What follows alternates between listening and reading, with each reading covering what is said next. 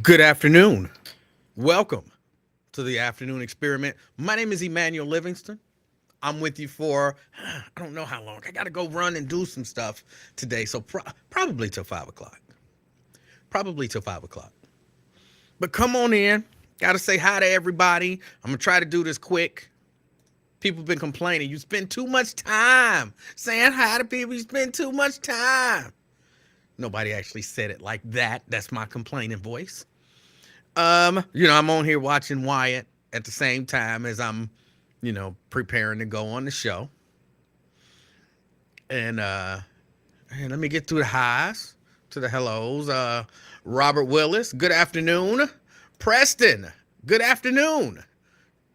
Avondale in the house, representing North College Hill. Maria, good afternoon. Representing downtown. Terry, good afternoon. Representing Westchester. All right. David, good afternoon. Representing Kentucky. Sabrina, Brini, what's up? What's up? Representing Avondale. I almost said it. I don't know why you typed it like that. I'm mad at you now. Representing Avondale, Myosha. McConnell, what's up? Good afternoon. Phyllis, good afternoon. McConnell. You got to talk about it. And we're going to get there. Let me see. Did I already say Phyllis? No, I saw Phyllis. Representing Dallas, Texas. Brent in the house. And representing Fairfield. Brenda, good afternoon to you too. Good afternoon. Okay, that's it. That's it so far. So I know, some of y'all still, some of them, because y'all here, but some of them are still watching Wyatt. Very compelling show. If you missed Wyatt Live today, I suggest it's one of those shows you go back and watch. I even said it on the show. I didn't call in, but I, typed in the chat. I said, I don't even want to do a show today. I really just want to replay this. I really just want to replay this show. Because, I would say I agree with probably 98% of what he said today. And that's a strong 98%. The other 2% wasn't that important. Of course, he was talking about and I couldn't do this show without talking about it. No self-respecting black talk show, podcast, whatever host in Cincinnati anyway could do a show without talking about what happened downtown, West End, I guess. They make a distinction. To those of us who didn't grow up down there, you get in the car, if you go to the West End, you going downtown. You know what I'm saying? You're going to over the Rhine, you going downtown. So for us, all of that is downtown. All of that is downtown. But they make a distinction. This was the West End. This is OTR. This is it's all downtown. Now, let me say this. I am not a street dude, right? I didn't grow up in them streets. I didn't grow up really in any streets. I grew up in Avondale. And apparently it was some rough stuff happening in Avondale when I was coming up. But I didn't really know much about it. Some of this, if you watch Wyatt Live, some of this is going to seem like I'm rehashing what Wyatt said. But again, I agreed with him. When you agree with somebody, you just put it into your own words. I wish I could use his words because I thought he did a very powerful show today. But I grew up in Avondale. And I didn't know about all of the bad stuff that was happening in Avondale. You know why? Because my mom and them. If I would have got involved in any of that, this is going to sound crazy. I know it do. It sounds crazy. But if I would have got involved in the bad stuff happening when I was growing up in Avondale, I would have been less scared about what was going to happen to me in them streets in Avondale than when I came home and mama or daddy got a hold of me. That's just the truth. I think I told y'all this story once before. Me and my friend, we went up to Clifton Elementary School. I don't remember. School wasn't in. But they had, for whatever, they had thrown a whole lot of perfectly good toys away. A whole lot of perfectly good toys away. And, I don't know. I think he looked in the dumpster and he was like, look at this. And I went and looked and I was like, oh my goodness, those are perfectly good toys. I don't know why they threw them away. But so he got in there and he was, debating what he was going to pull out and take home. Because again, they were perfectly good toys. And I guess somebody called somebody that there was some kids out there, digging through the trash. I did not dig in the trash. Don't put me in there with Marcus. I did not dig in the trash. Let me finish the story before you judge me. But there was somebody called somebody and said, hey, some kids digging in the trash. The next thing we know, police pull up. First thing I thought. Because I wasn't really concerned. I was a young kid. So I wasn't really concerned about, getting in trouble for stealing nothing because they had threw it away. But the police come up and, got to talking to us. First thing I thought was, if the police bring me home, and even if I can somehow explain to mama that I didn't do anything wrong, I didn't dig in the garbage, I didn't climb in the dumpster, I didn't grab none of the toys, I didn't do any of that. If I can explain that to her and get her to understand it, there was something, at least in my mind, I was going to get in trouble because there was something about being brought home by the police. And I was going to get my ass beat. Mama used to say that. Mama didn't always say, I'm going to give you a whooping. Mama would say, I beat your ass. That's what she used to say to us, or at least to me. I can't speak for everybody else. I'm pretty sure she said to everybody else. But Mama was very clear about the fact that if you get in trouble, I beat your ass. And I was concerned about getting my ass beat. Well, the police showed up. I was scared in the mug. Again, not of the police, but just of being taken home by the police. And they talked to us, and Michael wasn't scared at all. Oh, I said his name. I didn't mean to say his name. My friend wasn't scared at all. He wasn't even a little bit nervous. And the police came up, and I just kind of fell back, and he explained to the police, like, look, they throwing these toys away, so I want to take some home. Ain't no sense in these toys getting thrown away. And, the police basically said, okay. So when the police left, I don't know why, I think it made my friend mad, and he decided he wasn't taking nothing home, and he just tore up all the toys. He pulled them out and he smashed them up. I want to say he had a golf club. I don't know where he got a golf club from, but he smashed up, again, all these perfectly good toys, smashed them and threw them back in the dumpster. I guess if I can't take them, nobody can. I don't know. I never really even asked him why he was smashing the toys. And then we left. And I just kept thinking, again, not about the toys. I just kept thinking, thank God, them police didn't take me home. Thank God, them police didn't take me home. But again, my friend wasn't worried about the police taking him home. That didn't matter to him. I remember when he got brought home by the police at some point. There was nothing there. Like, he wasn't like bothered by it or vexed by it. I don't even think he got put on a punishment. They used to get put on punishments. I don't even think he got put on punishment for it. Emanuel, what this got to do with what happened down in the West End? I do think it's got a little something to do. I say a little something. I'll explain it in a little bit. I do think it's got a little something to do with the way people raise their kids.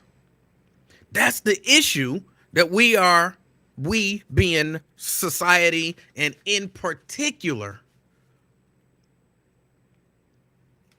low to middle income black neighborhoods and communities. I think that's a big part of the problem that we're having. Now, we've discussed this before. This ain't nothing new. We've discussed this before. This ain't nothing new. And I'm not saying, because I'm gonna get to some stuff that sickened me earlier, but I gotta go the way that my brain think of this stuff. What kind of person are you? I don't care who you got beef with. Who shoots into a crowd of 11, 12, 13, 14-year-old kids? Let's assume, for the sake of argument, that the 53-year-old, and this is a leap, I'm not saying this is the case, I'm saying for the sake of argument to make my point, all right? So if you know the 53-year-old who was injured, I'm not saying that 53-year-old was into no dirt or nothing. I'm not claiming that at all. But let's say for the sake of argument, a 53-year-old was beefing with another 53-year-old. And the 53-year-old decided, I'm going to roll up on him and shoot him. I can only speak for me. I'm not doing it now because my mama will beat my ass, because mom passed away some years ago.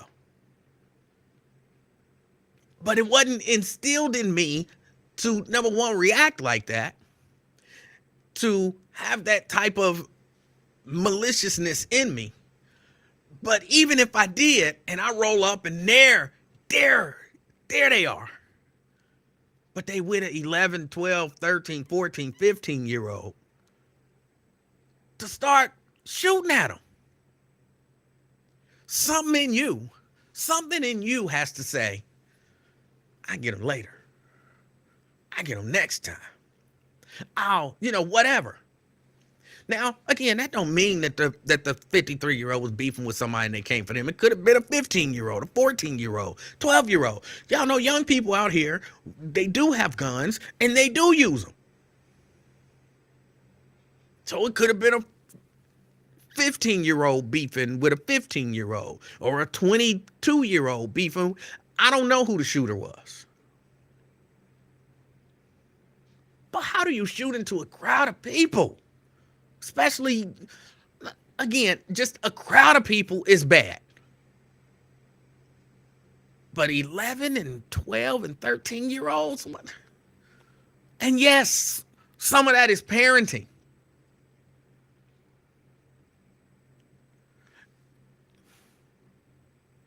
And here's what I'll say. I can't imagine when either of my children were really any age, even right now, I know how I raised them. And if you told me right now that one of my children was in a car shooting at a crowd of people, I would be shocked. Well, okay, it's one of them I would be a little less shocked than the rest. But I would still be like shocked. You know, you got multiple kids. You always got one that's a little more rebellious. But she ain't never been rebellious to the point of where I thought she would do something of that nature. And I believe that comes from the way you raise your children. So I think that's very important. It really is something to consider. Now, again, not saying that the kids who got shot got bad parents. Not saying that at all. Because at 8, 9, 10, 11, 12, 13, 14, 15, you could catch me anywhere in Avondale. Doing, playing especially. What? We going to play? It's on. You know what I'm saying? That was me. If we going to ride a bike or we going to play, we going to, whatever. I was down with that. I'm not knocking on the door. Hey, man. That's what they call me. Man, can you come out and play? I'm gone.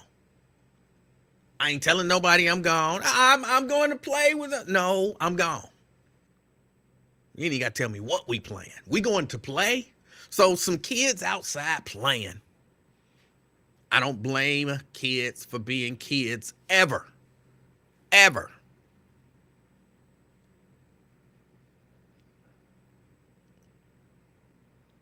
But some of the responsibility for, oh, somebody don't know. Somebody don't know. What was it? Friday night, apparently somebody came through in the West End. It was people outside and they opened fire. They say 22 shots fired in rapid succession, unleashed on a crowd of people. 6 people were hit. 1 person was killed. An 11-year-old was killed. Multiple people were hit between ages 11 and 53, but the majority of them was like young 11, 12. I don't remember all the ages, but like 11, 12, 13, 14-year-old. Might have been like a 15-year-old in there and a 53-year-old, in case you didn't know what I'm talking about.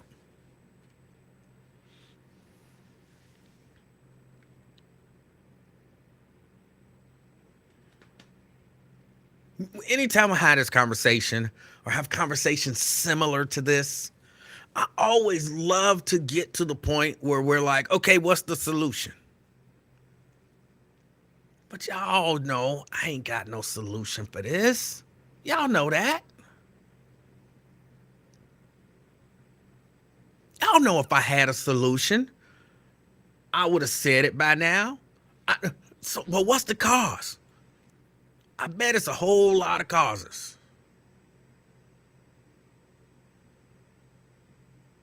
I bet it's a whole lot of causes that I don't know nothing about because I ain't never been a street person. I ain't never been a street kid, a street dude, or now a street man. I've never been one of those people who were, so enamored with whatever destructive culture that I felt like I had to be a part of it. I've never been. So if you ask me what makes someone gravitate towards that, I don't know. I don't know. Again, I was listening to Wyatt. And Wyatt was like, hey, some of it is just, you become one of them dudes, you get like instant respect. I could see that.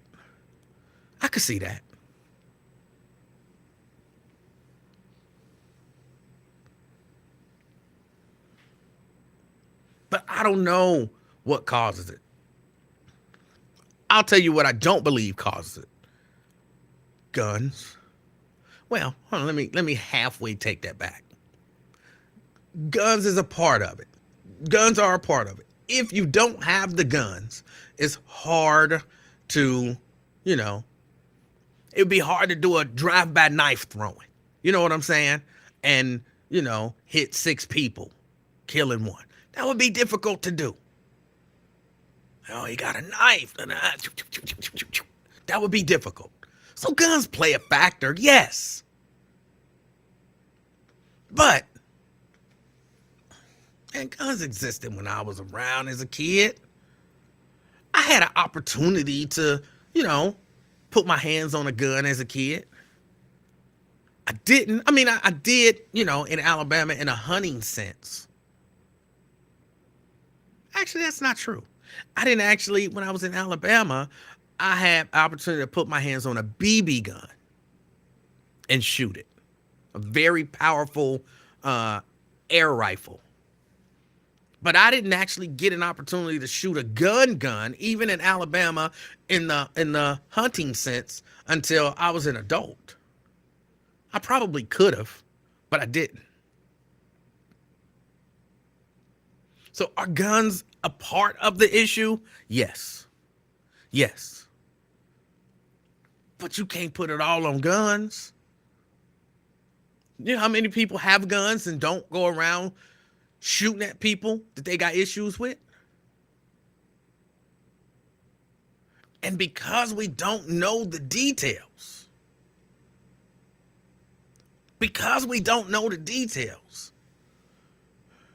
people filling in gaps. I don't like that.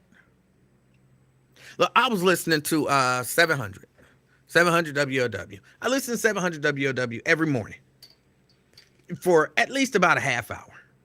I listen to Scott Sloan. Not that I love Scott Sloan or his show. It's just I'm in the car, I'm driving. Lincoln Ware hasn't come on yet. 700 is on. I like talk. The Russ Parr morning show. If I'm in the mood for some laughs, then I might listen to a little bit of that. But a lot of times, I'm trying to listen to some talk radio. And I hear Chief, what is her name? Fiji? Well, I don't know, whatever her name is. I hear the police chief talking, and I was really bothered. She didn't actually say it, but the idea was floated that these young people who were victims, who were shot, and the 11-year-old who died were involved in some sort of beef. And so somehow it was their fault. Again, she didn't say it. It was kind of more implied by Scott Sloan. And I hate that. I hate that they can even make such an implication with no information. And that's what I really do, y'all. I try to be. Hold on. I see we got somebody on Twitch. And we're not going to do the whole spamming thing. All right. Emma, we got to block you from the Restream chat. You holding a conversation, ain't nobody responding. Okay. Where was that? Yeah. But that's why I try to be careful when I have these conversations, because there are other people listening to these conversations that can take what we say and mix it up and come up with something else. And so for somebody to hear that, oh, it's the parents' fault, and, young people down there shooting each other, and it's all about beefs and all of that kind of stuff. What some people hear is those children who were playing outside, their parents were being irresponsible. They some thug children, and they out there beefing with people, and then somebody rolled up on them and sprayed them. And, basically that's the cycle in the inner city, and there's nothing that you couldn't do. Nothing you can do about it.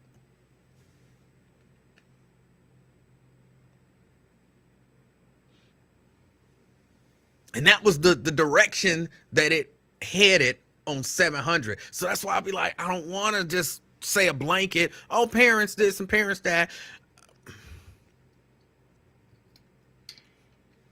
I don't think that they said it was a 11-year-old who drove by and did the shooting. They basically saying that was an adult.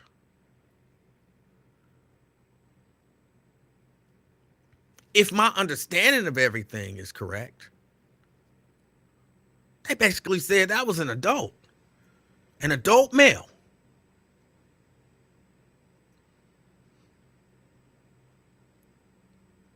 And if you want to answer, you're in the wrong place. I don't have an answer. I don't think none of us do. But we kind of know, like, just straight up wrong answers when we hear them, right? We know a partial answer trying to be passed off as the full answer. We know saying, well, it's guns. That's the problem. We know it's not guns. Guns is a part of the problem, but guns ain't the problem. We know that. We know saying, oh, it's the cars are so easy to basically jack, that they can jack those cars and they can get in them and they can do those drive-bys and that. We know, no. Because before Kias and whatever was easy to jack, they were still doing drive-by shootings. They was doing drive-by shootings and hoopties.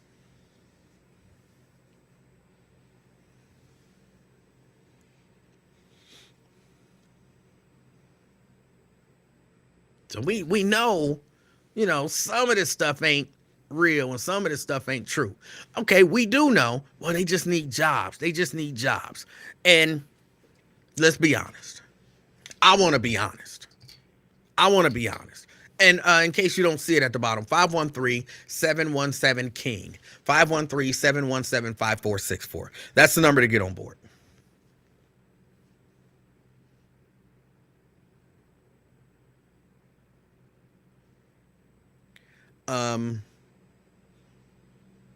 I want to be honest and say,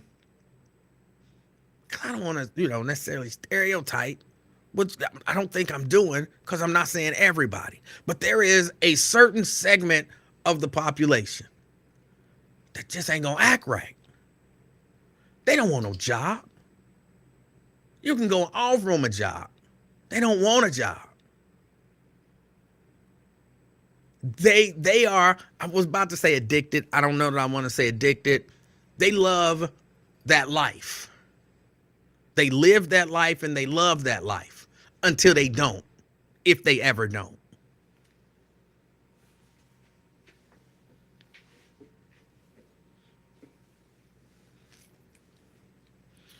Sean says, contact Wyatt. This is his last show. I don't believe this is his last show. And this is off topic. I do not believe this is Wyatt's last show. I believe he's frustrated. He's irritated. He's a whole lot of other edits. But he, like he said, he gonna go sit on the beach. He gonna relax. He gonna get in, watch the game, get back into the swing of things, and he'll be on tomorrow, frustrated and irritated and agitated and all the other edits. And he'll be back. I do not believe this is his last show. So, just calm down. Calm down.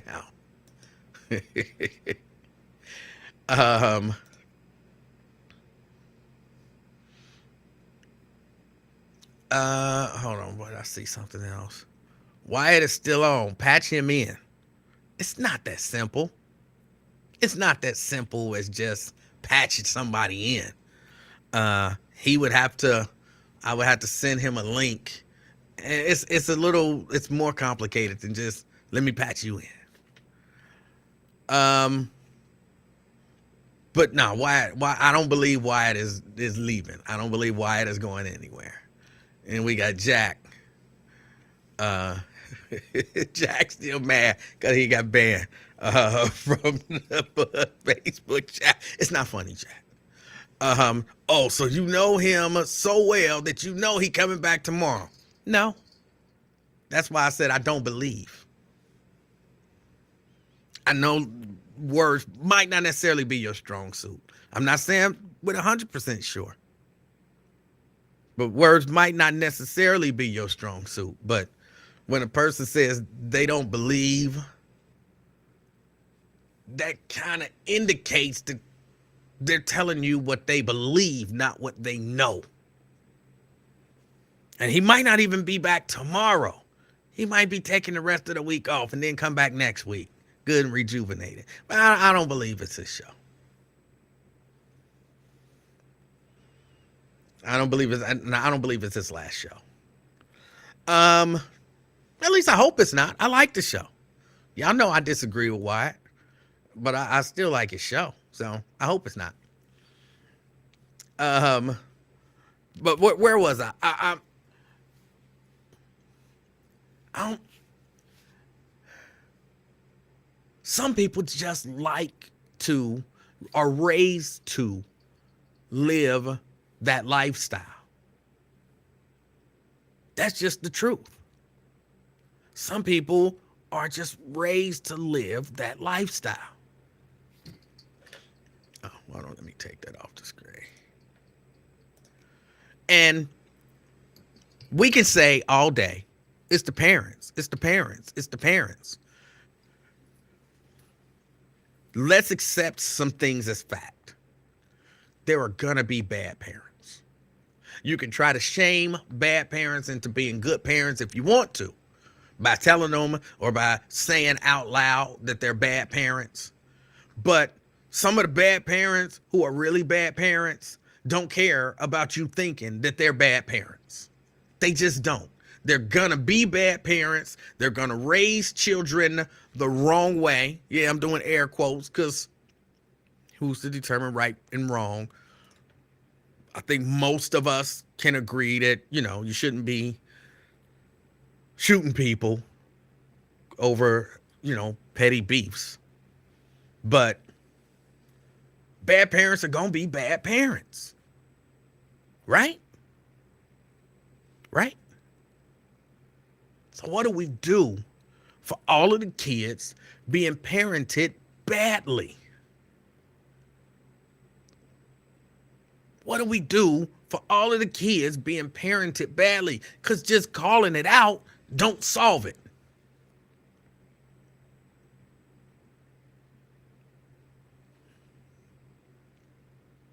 Now, I think I've told y'all what I try to do. I told y'all what I try to do.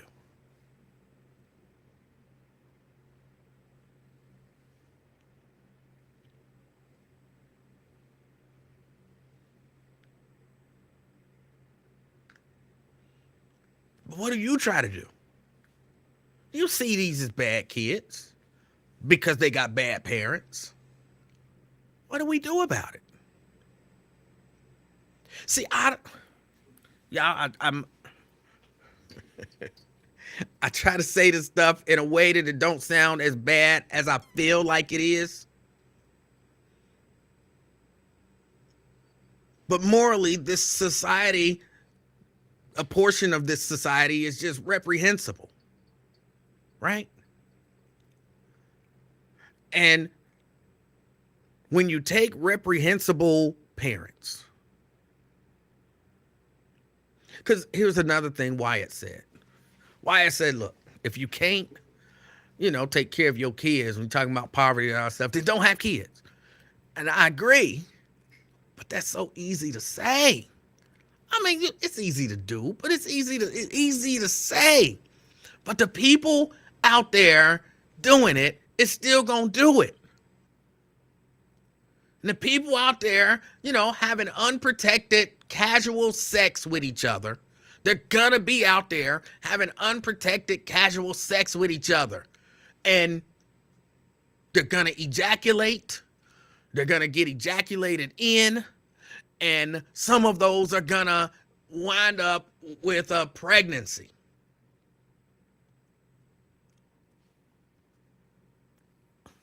I'm trying not to be too graphic, of course. You can say ejaculate. Ejaculate, you can say ejaculate. And there's gonna be some pregnancies. Some unexpected and unwanted pregnancies. They're gonna happen. If you can't take care of your baby, don't have a baby. I agree, but that's easy to say. And then those people are gonna have babies that they either don't want or don't expect and they're not ready for. And again, if we're talking about bad people, y'all, there are bad people out here. I don't know why we don't want to say it. It's not all people in bad situations. And some of these people, y'all know, I'm not breaking any ground here. Some of these people actually grow up in decent neighborhoods with decent parents and just decide to do bad stuff and be bad people. So it's gonna be bad people out here doing bad stuff.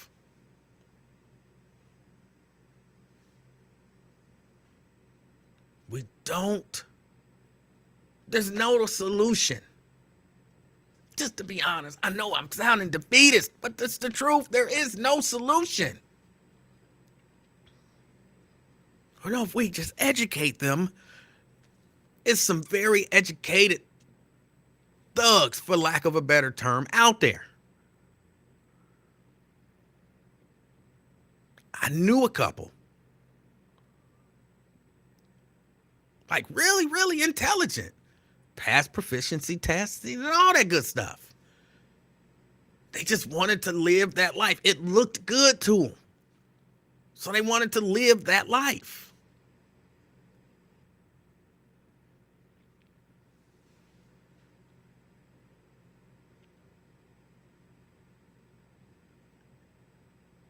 So you got some bad parents who raise amazing children. You got some good parents that raise terrible children. I saw where somebody said, hold on, I'm trying to go back to it. Well, somebody said, hey, look, guns ain't the problem. It's the accessibility to guns. Chelsea, that's who said it. It's the accessibility to guns. I don't even think that's the problem. I don't think that's the problem. A whole lot of people got guns. Guns are accessible to them. And they don't do drive-by shootings on a crowd of 11, 12, 13-year-olds. And then people like, hey, we talking about this on Facebook. We talking about this on the radio, but what are we doing to solve it? And I always love it when they throw themselves in there. Me too. What am I doing to solve it? You can't solve it. All you can try to do is slow it down. Try to be careful. Try to make sure that, you stay out of harm's way. The people that you love stay out of harm's way. And maybe you can pull somebody out of harm's way.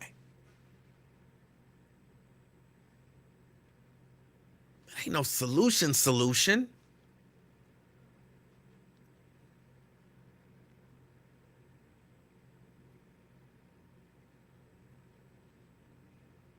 I'm being negative, ain't I? I'm being negative. Because nobody is supposed to say it ain't no solution to this. Nobody's supposed to say that. Everybody's supposed to be positive and say, what's the solution? We can come up with a solution. Everybody's supposed to say that. I'm just trying to be honest.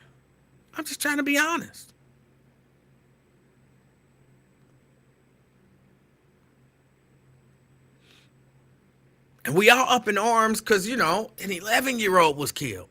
And that's reasonable. Look, the reason why people not talking, you don't hear this conversation every time there's a shooting, every time somebody get killed, is because certain things tug at people different. Look, the media is, to a large degree, no different than you and I. You don't share everything you hear, even when it's bad. You don't talk about it, spend time dwelling on it. But some stuff catch your attention and you like, oh, that's bad. We got to tell the people. This is the media. This is bad. We got to tell the people.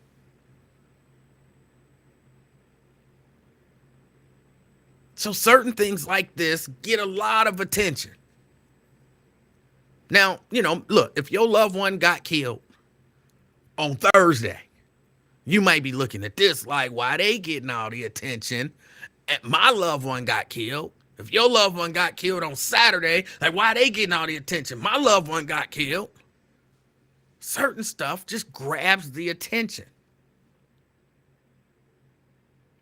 And 6 people getting shot and an 11-year-old being dead is going to grab more attention than a person being killed.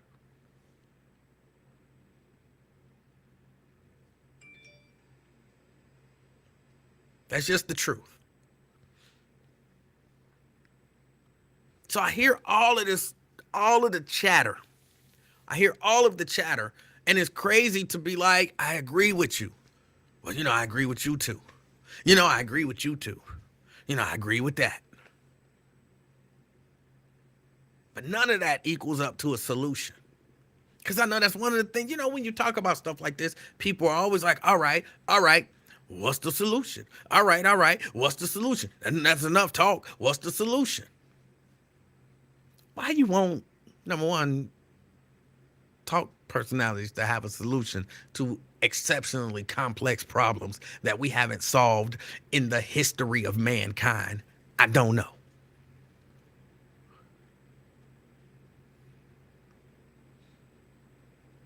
I don't expect the mayor to have a solution to violence. I wish they would stop promising they got one. Stop promising that you're going to end violence in the community. Stop telling us that. It's not true. It's not true. And people hear it and they fall for it. Stop saying it. If you stop saying it, then people will stop criticizing you when it happens. But it's just one of those things they got to do. They got to do it. They got to say, hey, if you elect me, I'm going to cut down on violence in the community. They got to say it. You can't run for office and say what I'm saying right now. You just can't do it. Not and expect to get elected.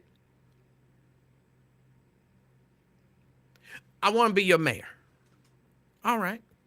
So here's what I want you to here's what I want you to do. Vote for me. All right. What you gonna do about crime? I mean, we have police out there like we normally do, but we can't prevent crime. Y'all gotta prevent crime. I don't have a solution for crime in the neighborhoods.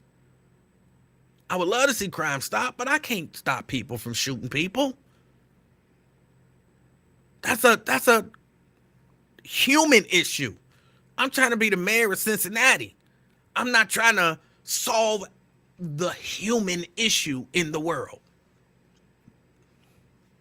Like, what did he just? I'm not voting for him. He just said he ain't gonna do nothing. So they can't say that.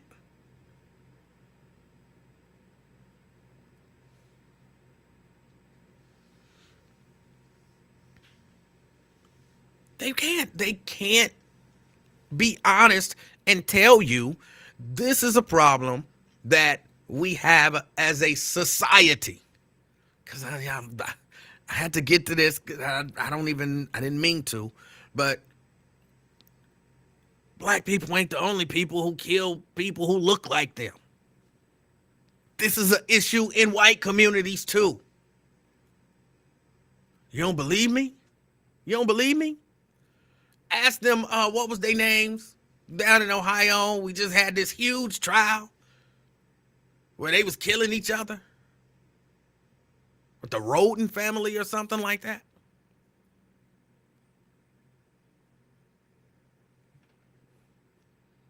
It's not just a black issue. This is a issue of the human condition.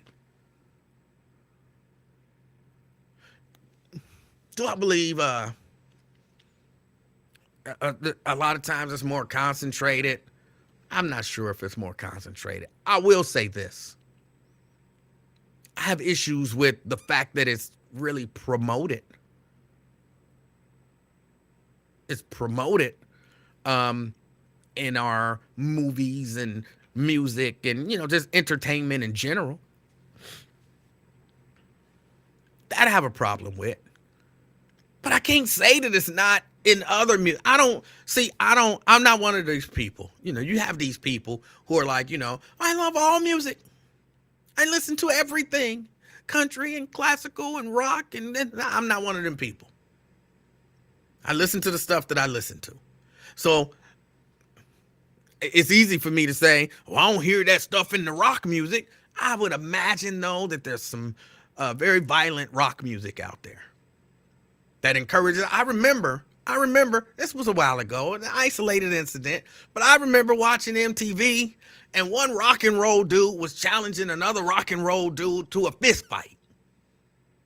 Like on MTV. I don't know if he bought time, if he did it during an interview, but he had a piece of paper and he was literally reading off with a piece of paper like, John Bon Jovi. It wasn't John Bon Jovi. For whatever reason, that's the name that popped into my head. John Bon Jovi, I challenge you to a fist fight.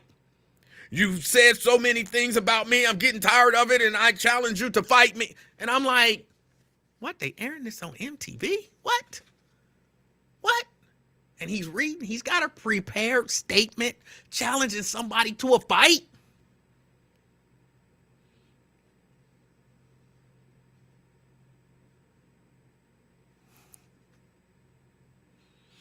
So I can't say that it don't happen in rock and in country and all of that other stuff. I can't say it don't happen.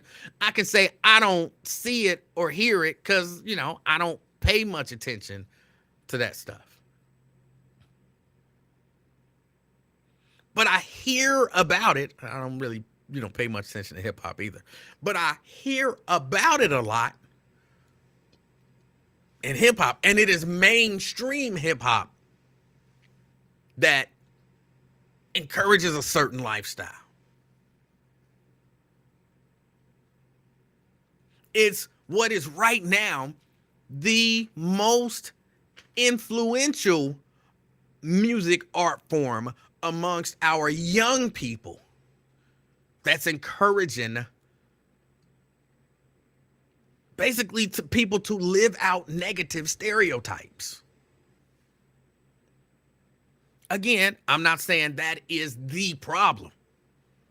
It's one of many. One of many.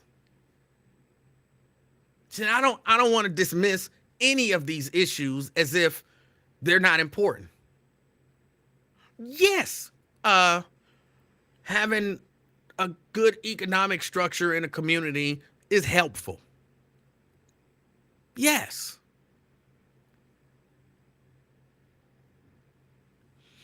D says white kids buy and listen to hip hop the most. Not the point. They don't see themselves in it.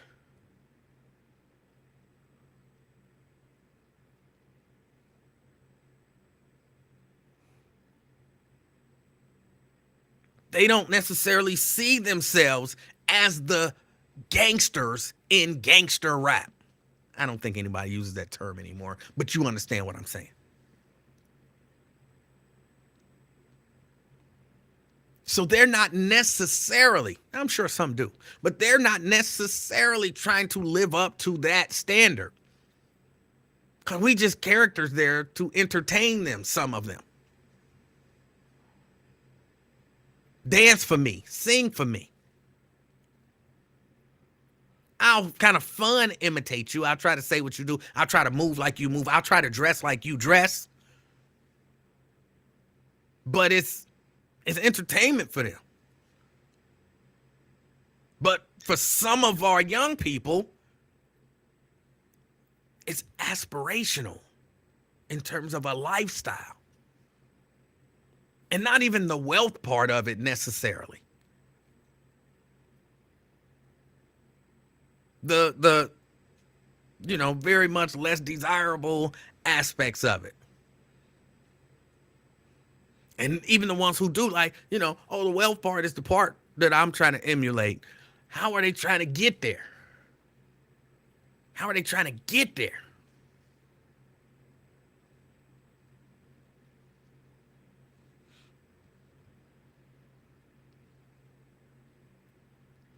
Sure, some of it, I'm sure.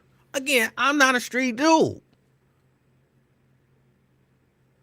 Bad stuff was happening on the streets when I was growing up. I was scared of my mama.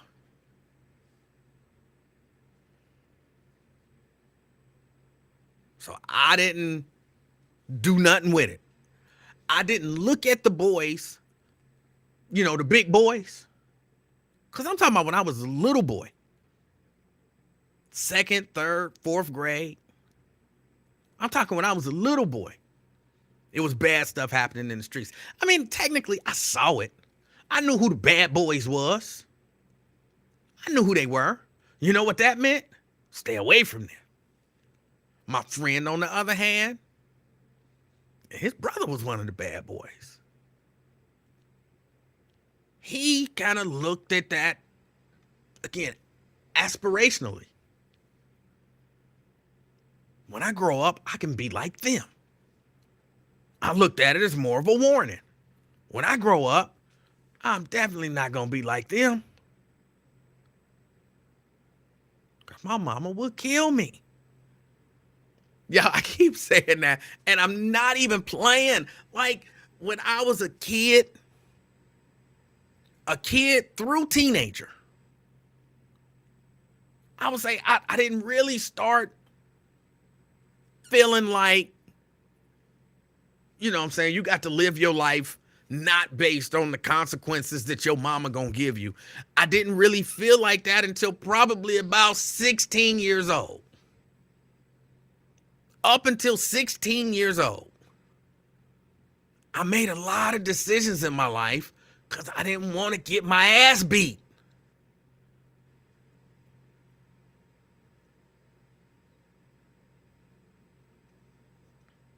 And I think what happened to kind of change that is when I was 16 years old, my mama literally tried to beat my ass. And I remember her hitting me and she was giving it all she had. And I was thinking, this don't really hurt. This ain't that bad. And she was putting in work too. And I was standing there and she was trying to tear me up. And I was thinking, I should be doing something. Like I should be crying or trying to block the belt or something, but it wasn't really having no effect. And she was putting in so much work, and I loved my mama.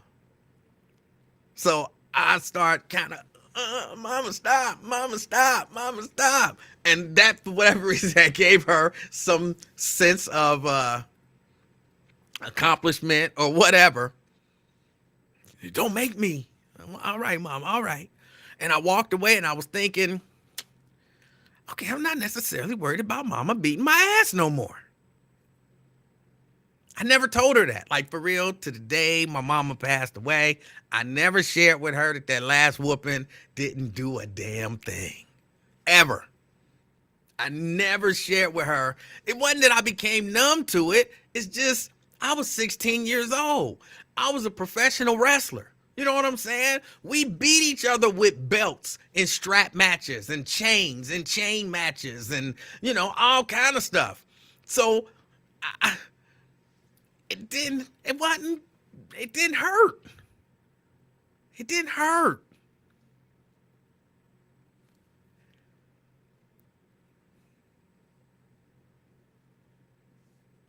Well, the refrigerator whooping, I was very young. I was very young for the refrigerator whooping. But for the last whooping, I had to be 16 years old. And it just didn't hurt. I mean, I'm a grown man now.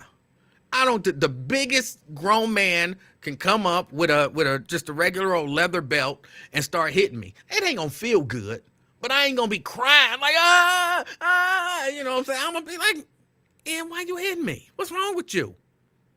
We fighting.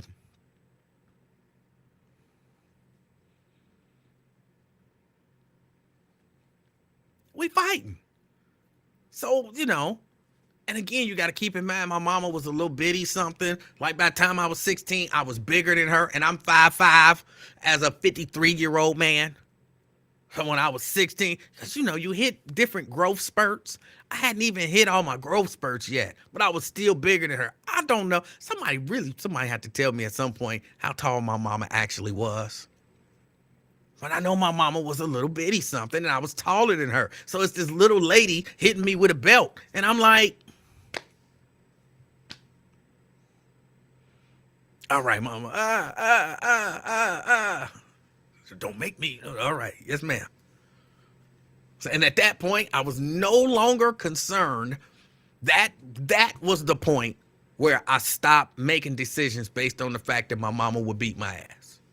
But up until 16, anytime anytime, it was a matter of, you hanging out with your boys. And again, I ain't never been no street dude. I ain't never hung out with no street dudes. I knew street dudes. I was around kind of street dudes. See, to me, there's a difference, but you know what I'm saying? You be around somebody and you be hanging out with somebody. That's different. So I was around them. I saw them, talked to them, spoke to them maybe, but I never hung around street dudes. So when, me and my friends was, even just thinking about doing nonsense like jumping on a sled, this is an actual thing we did, jumping on a sled, riding it into the woods and try to dodge the trees as we went through until old Brian broke his ribs like a little punk. Oh, my ribs. Like, come on, man up. You didn't see that tree coming? You didn't see that tree coming? You could have, should have bailed off before the tree. But even before we did that, I'm like, oh my goodness. Man, if we get in trouble for this, mama gonna beat my ass. Some stuff I went on ahead and did. But most stuff, What, y'all going to steal from Calvin's? I'm not going with y'all. Y'all go ahead. Nope. I will not be down there. I won't be a part of that. Why not? Why not? I never said it out loud to them. Just, no, I ain't gonna do that. And I would leave and go home. Why not? Why not? Ooh, you scared. Ooh, you scared. Why not? Why not? Ooh, you scared. Ooh, you scared. And I'd be walking home thinking, mama ain't beat my ass for no potato chips. Nope. I come off better just going home asking mama for a quarter to get some potato chips, because that's how much they was back then. For a quarter to get some potato chips, and then trying to steal some potato chips and then come home and get my ass beat. Nope. See, that's parenting. Yes, that's missing in some of these families and households. That fear got instilled. Yes, it was fear. That fear got instilled. I don't even remember when. I don't ever remember not being afraid of my mama. Oh, you shouldn't be afraid of your parents. I think that was the goal. Like, parents don't want their kids to be afraid of them nowadays. I loved my mama, but I was also afraid of that little lady.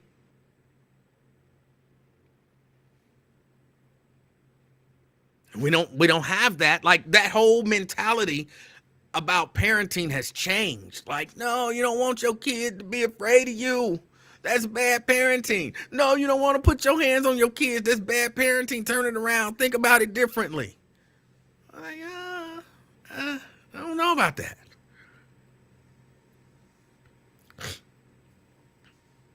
So there's so much to it. And when you add it all together, along with a healthy dose of, I don't know, yeah, you get an 11-year-old shot. And all a lot of us can say about it is, that's sad. My heart go out. All of that kind of stuff.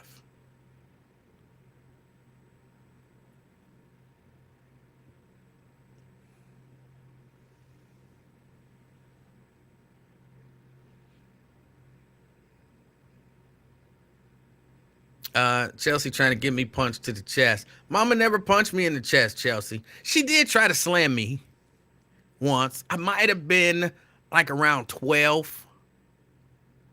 And she grabbed me and she was trying to throw me down.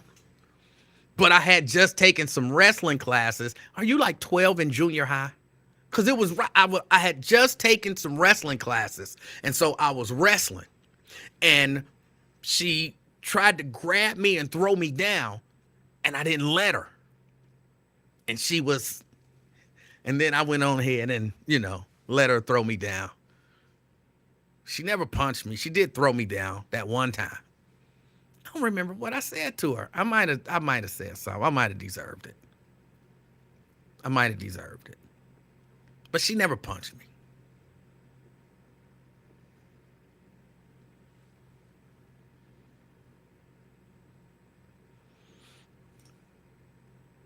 Walter says, I felt bad from the disappointment my mom had when I would get in trouble. That was worse than a whooping. Not for me. Not for me. The whooping was the whooping. The whooping was the whooping. And I'm so disappointed in you. And I would, because keep in mind, I never really tried to do anything wrong. Anything that I did wrong was like a slip. Like, you know what I'm saying? I cussed in front of her. I didn't intend to cuss in front of her. I just cussed. That's why I don't cuss now. I just cussed. It slipped out. So she, I'm disappointed in you. I'd have been like, I'm a little disappointed in me too. I'm disappointed. My daddy used to try that. Son, I'm disappointed in you. And I used to be thinking, I wouldn't say anything because I wasn't stupid, but I used to be thinking, I'm disappointed too that I got caught. I'm disappointed that I was never moved by, I'm disappointed in you, son. I never thought that you were the type of person that would do something like that. I'm disappointed too. But when he would grab that belt, woohoo, ooh, you didn't want none of that. Or, switch or 2x4. You didn't want none of that. But the point is, there are so many different issues going on.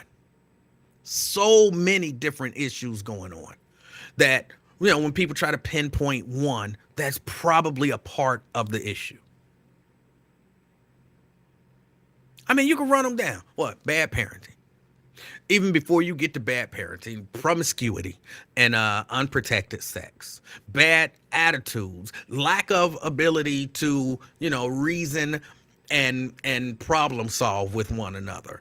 Then you get to, bad parenting, celebrating this, I'm going to call it gangster culture, celebrating this culture of, the hard dude and the unfeeling, uncaring, I don't value your life, that dude is looked up to. People getting it however they can get it, being money. If you sold drugs, it don't matter how you got the money. The fact is that you got money, and so we look up to you. That's all a part of it.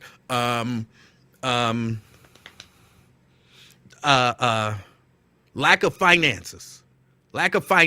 And opportunity. That's a part of it. Yes, racism is a part of it.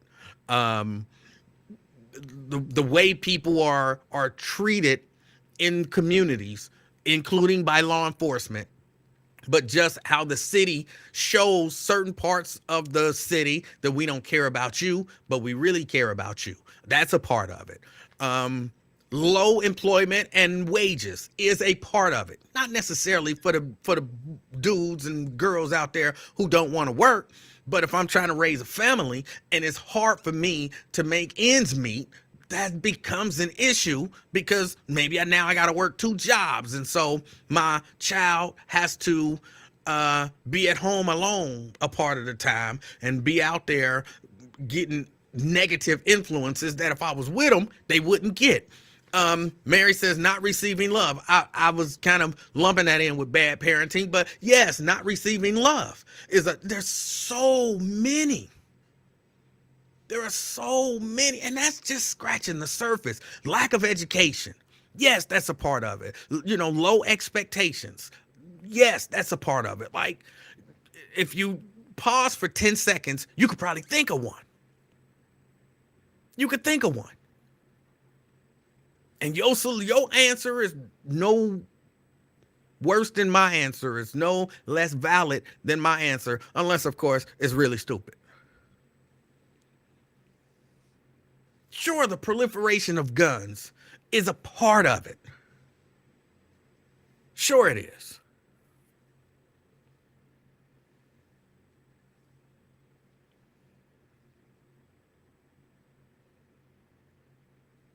Part of it. All of this stuff is a part of it. How do we fix it? How do we fix it? How do we fix it? How much stuff you got to fix to actually fix it? I was about to do air quotes. I changed my mind. Had to save them for special moments. It's so much. It's so much.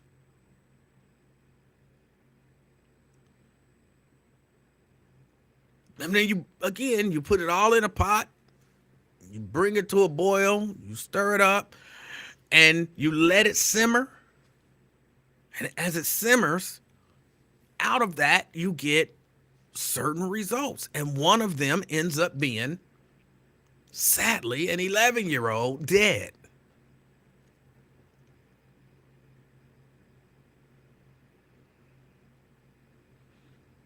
Brady said your mama was 5'1", according to her. She wasn't no daggone 5'1". Mama wasn't no 5'1". Just, she wasn't. My guess is she was probably about my daughter's height. So probably about, because I think my daughter is like 4'8" or something like that. That's my guess, is that she was probably about 4'8".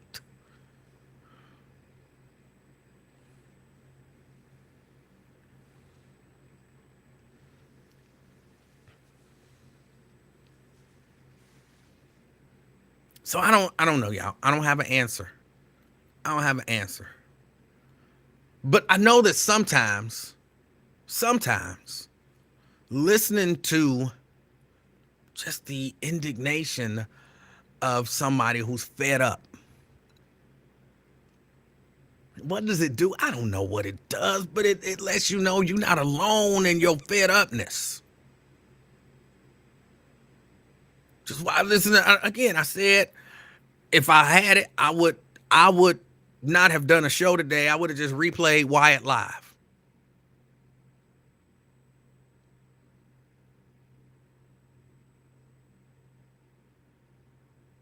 I'd have just replayed his show.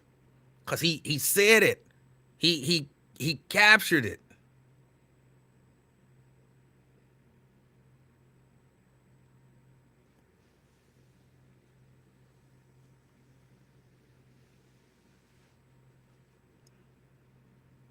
I'm probably thinking a lot of stuff that he said, not in the way that he said it. And I listened to it, and that kind of got it out.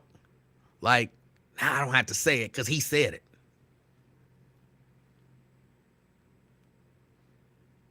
But it's crazy. And yeah, he talked about AvTab coming to, oh my goodness, here's another one we gotta block, add it to the block list. I don't know what's going on over there on Twitch.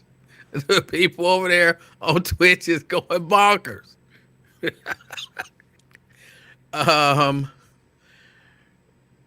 He talked about AvTab coming over to the Lincoln Ware show. And I could have sworn, and somebody, because Lincoln Ware got the Lincoln Ware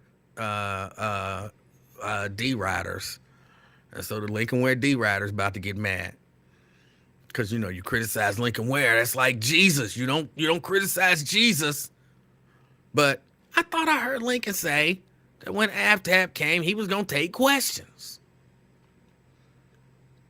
But AvTab came, feel like he talked for 7 minutes, and then he left. No questions. No real questions about anything. Like, nobody even asked him, like, how did you forget who your treasurer is, dude? How did you forget who your treasurer is? You can ask, how did you forget who your treasurer is without getting into, you promoting issue 22. But tell me if I'm wrong, wasn't we told that he's gonna take questions? I'm like, what happened to the questions? But he came in and he said some stuff. What did he say?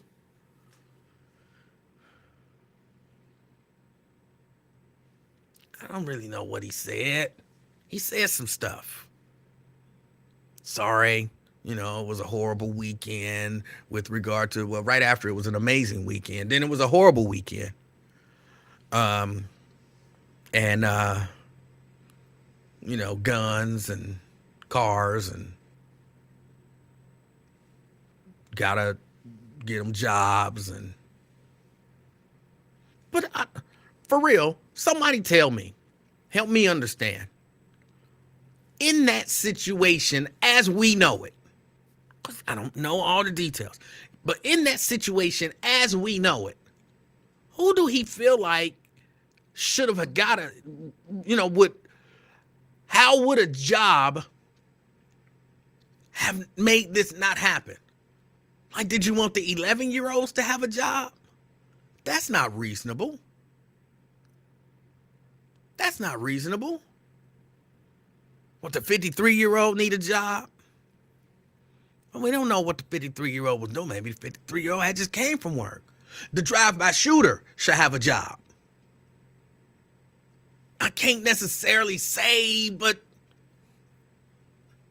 from the people that I talk to, most people who participate in drive-by shootings ain't out there looking for gainful employment, of the, fast food variety or whatever. If I'm doing drive-by shootings, I'm probably not planning on going to the factory. Who in that situation would the job have helped? I don't understand. Nathaniel says, you can guess what happened. The general manager told him to stay away from the issues. Lincoln ain't trying to get fired after 50 years for no ninjas want answers to their questions, but he could have stayed away from the issue. He could have just asked him, like, bro, why did you say you didn't know who your treasurer was? That's not messing with any issue. That's just a simple question. Remember when you was on WCPO? And they talked about your treasurer also being the treasurer of, the issue 22. Why did you say you didn't know who your treasurer was? Trust me, he could have did that. After 50 years, he know how to do stuff like that.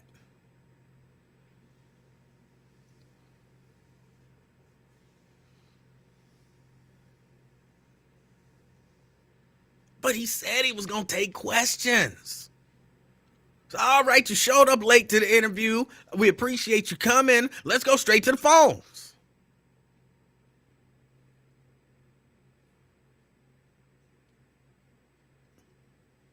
He could have done it.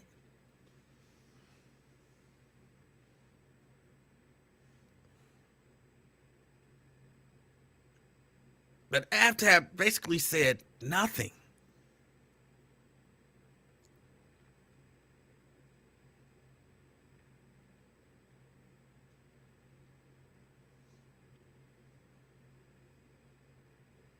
Aftab basically said nothing.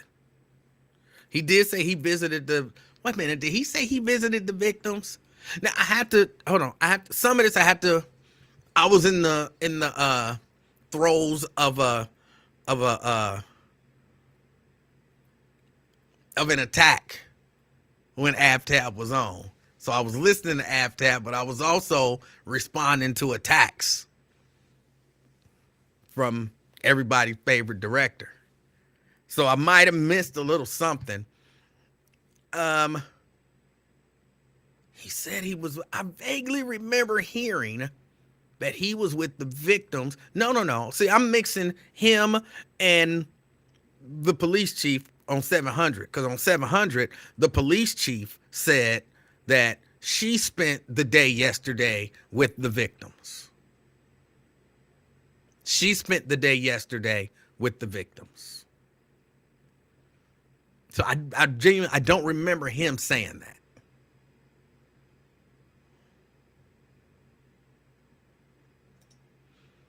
He said he was going to take questions last week, right? I'm pretty sure he said when he came in this week he was going to take questions. Again, I could be wrong. I'm pretty sure, though, that he said when he came in this week, the mayor was going to take questions.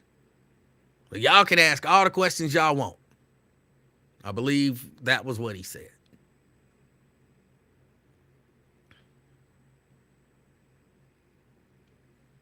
And yes, he takes Rick Jr. Well, wait a minute. Did he take Rick Jr. or did I thought Rick Jr. got on with Gene Galvin.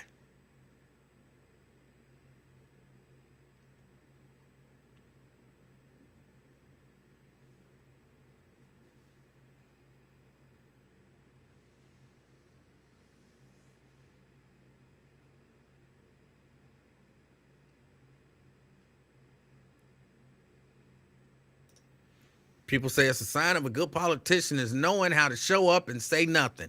Those are people who want that in a politician. But for a lot of us who are tired of politics as usual, that's a sign of a bad politician.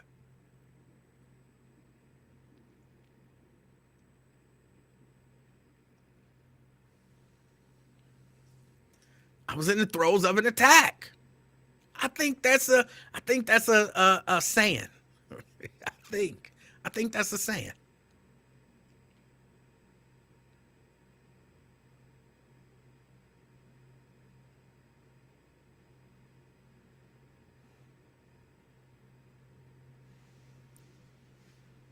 Yeah, I didn't think so. Yet nobody spoke to the mayor.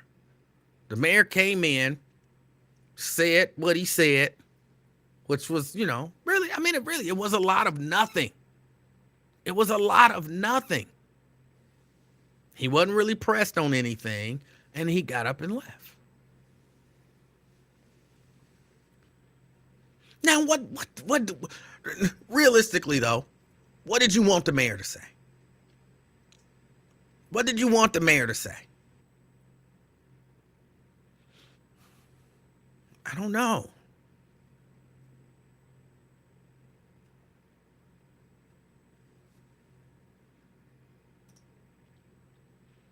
Sierra said it sounds like the legal department had pushback to the mayor even being on today. The legal department ain't had no issues with nobody. Probably the general manager was like, hey, don't get on there promoting issue 22 because then we'll have to give equal time to somebody else. Look, I understand how it works.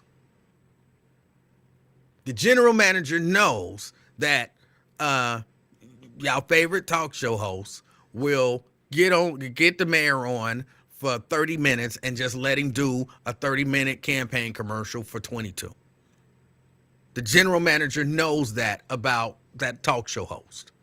And so he probably said, don't do that.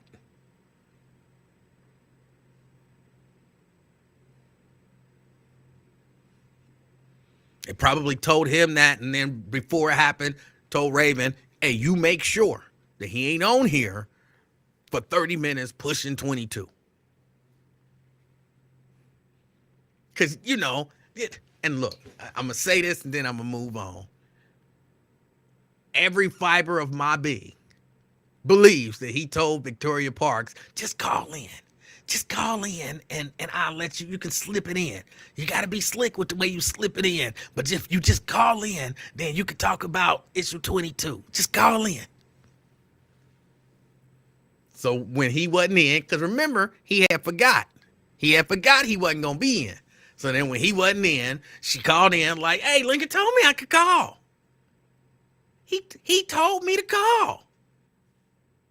Well, I can't let you on. But Lincoln told me to call.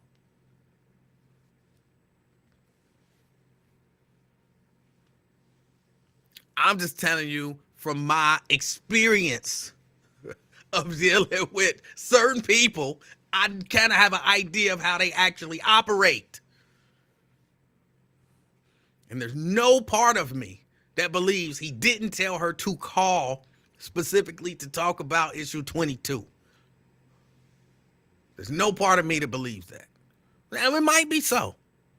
I'm just telling you, there is no part of me that believes that. I'm just telling y'all. So Lincoln says what he says about AFTAB coming in and taking questions. Then Raven says she's having Iris on. I snitched to the GM because Buzz been really unfair by giving away more time to the naysayers. The GM tells Raven to postpone the Iris interview. Raven is insubordinate, but she keeps Iris away from the issues. I don't know about all of that. I don't know about all of that. I think Raven is just savvy enough to and has enough backbone to say, hey, all right, you coming on, but we can't talk about the issues. This is just about you. I said, all right. And that be that.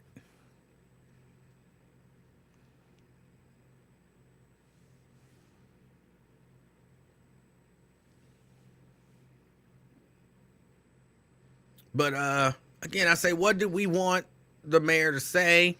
Mary says, make the parents responsible.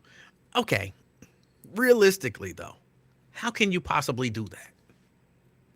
Like from a practical standpoint, how can the mayor or city council make parents responsible?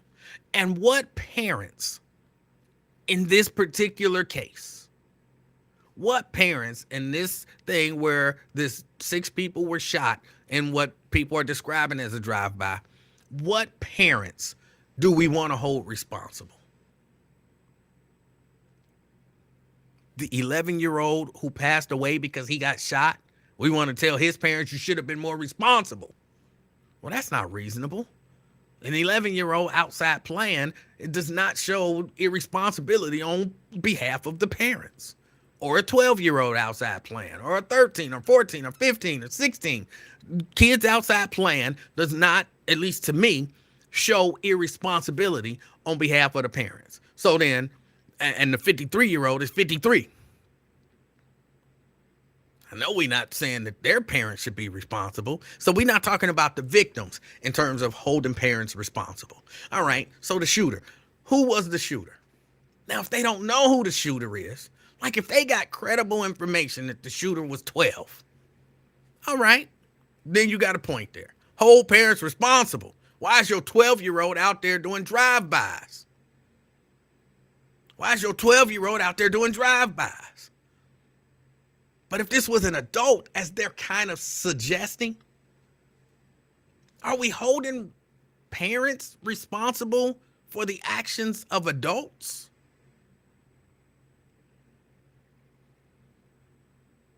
I mean, in the long run, sure. And I've kind of always done it. I think if you raise a horrible human being and that human being grows up and is, 25 years old and just a horrible human being, you're responsible. You're responsible.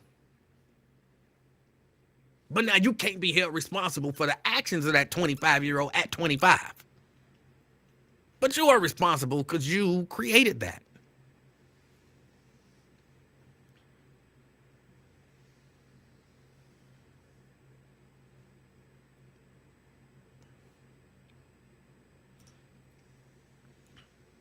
Mary says, heck, they had those kids. They should know what the kids have and know what they do. It's not the victims, it's the troubled kids. They don't care. But again, we don't know who the shooter was yet.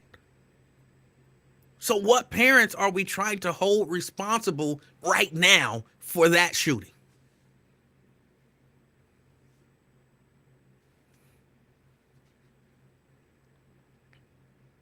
So I really think, and I understand the thought process behind it, but I really think if AFTAB had gotten up at that press conference, or the police chief had gotten up at that press conference and said anything about where are the parents? Where are the parents? The parents are responsible for this. Number one, it would have been horribly misread, as if to say that the kids playing, their parents were responsible for them getting shot in a drive-by. So that would not have been wise. And then number two, because they don't know who the shooter is. Now, if they had credible information that the shooter was a 15-year-old, then that's a legitimate argument to make.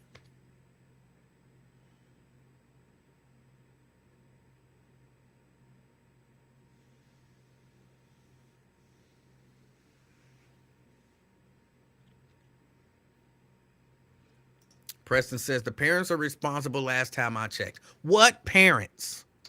Now, and again, I'm talking this particular portion of the conversation, I'm narrowly tailoring to the 6 people shot and horribly, tragically 11-year-old killed in a drive-by. Preston, what parent is responsible? What parent or parents are responsible for that?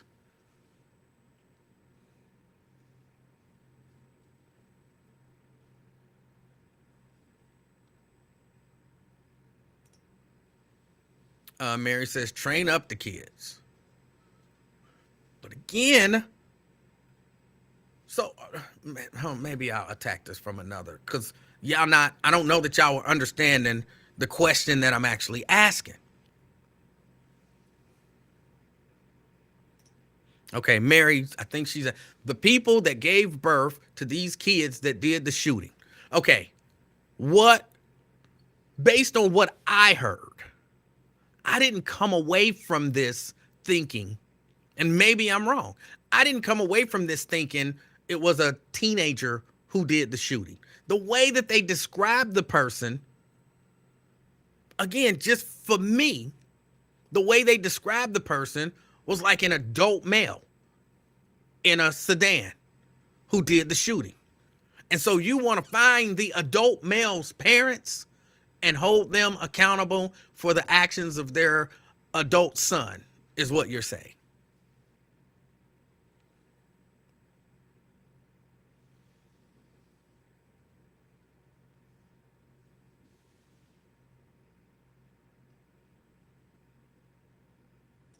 Janice says, in this particular case, one cannot blame parents. That's kind of how I feel. And to say, again, with regard to this case, because that's what the press conference was about. That's what the visit to the radio station was about this time. So to say, with regard to this shooting, to stand up there at a press conference, if any of them had said, I blame the parents. At this press conference, I blame the parents, I think they would have been out of line. Now, look, again, in general, absolutely, when you're talking about young people out there doing things they don't have any business doing, 100%, yes. Always been a big proponent of that.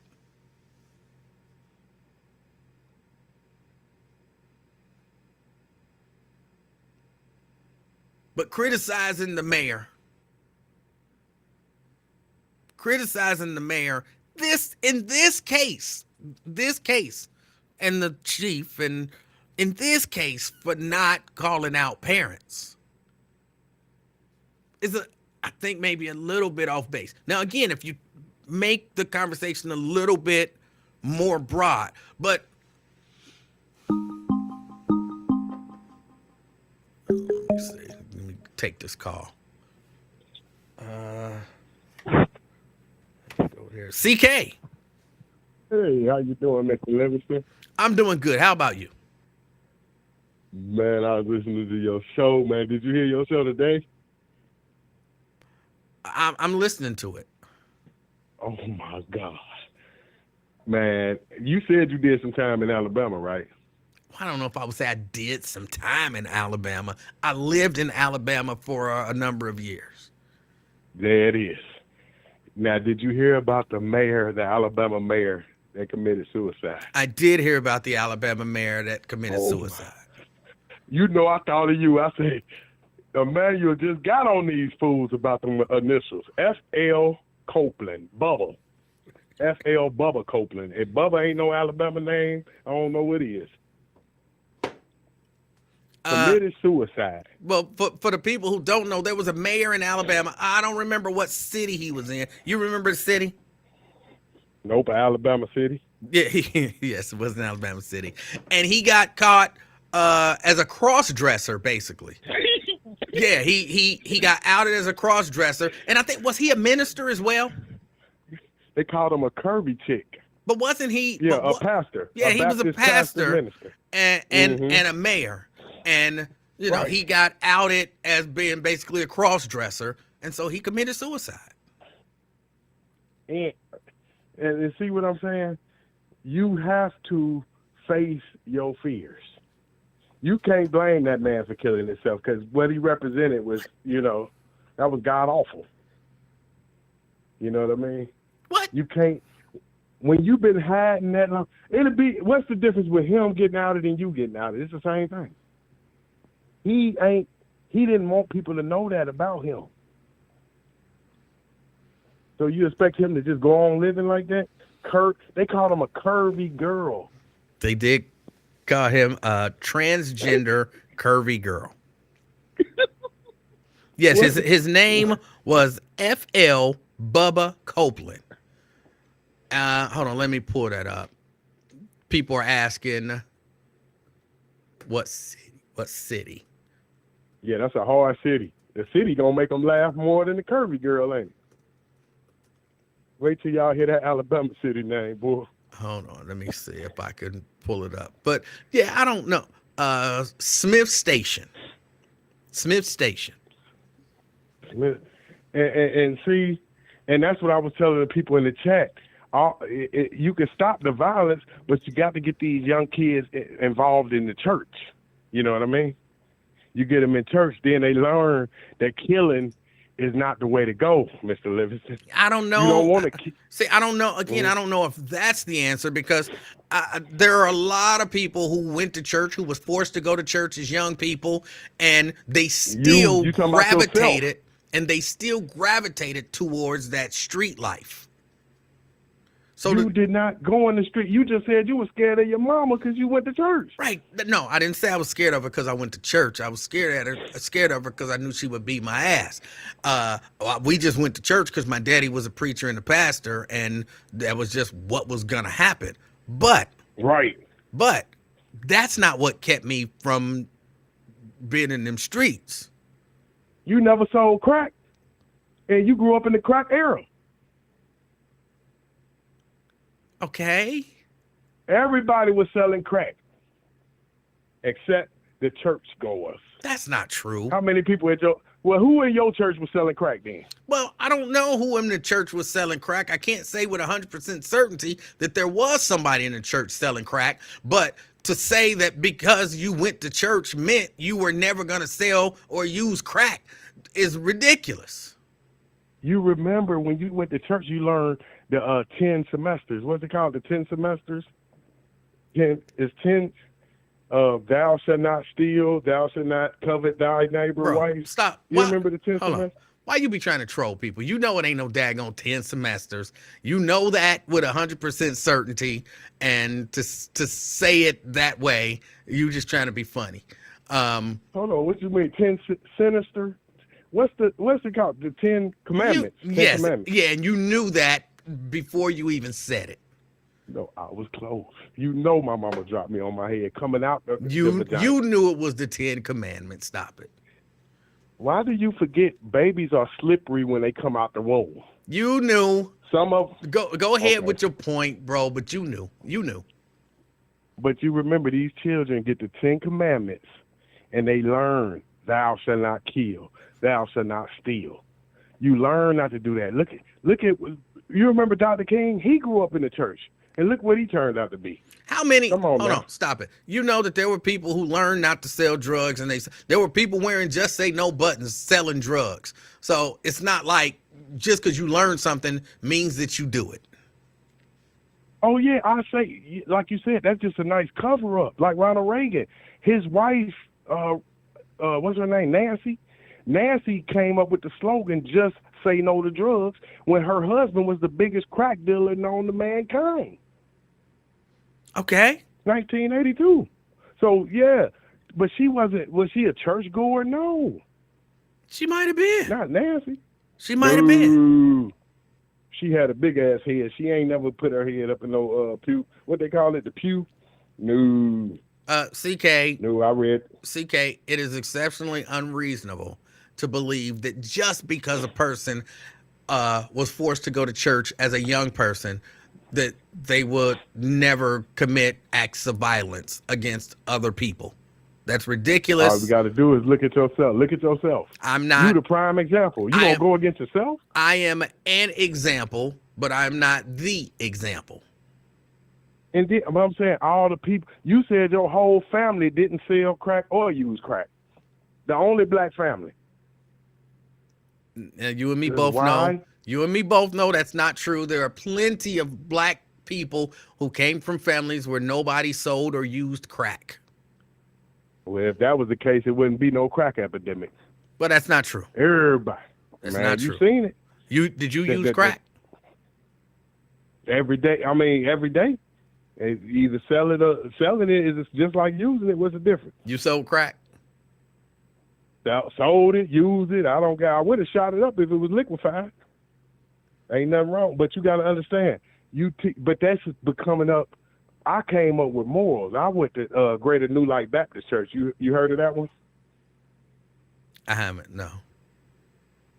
That's Reverend Fred Shuttlesworth, best friends with MLK. You know, you would have, if this were an actual conversation, you would have just disproved your own point. Mm-hmm. Yeah, but I didn't stick with it. You stuck with it.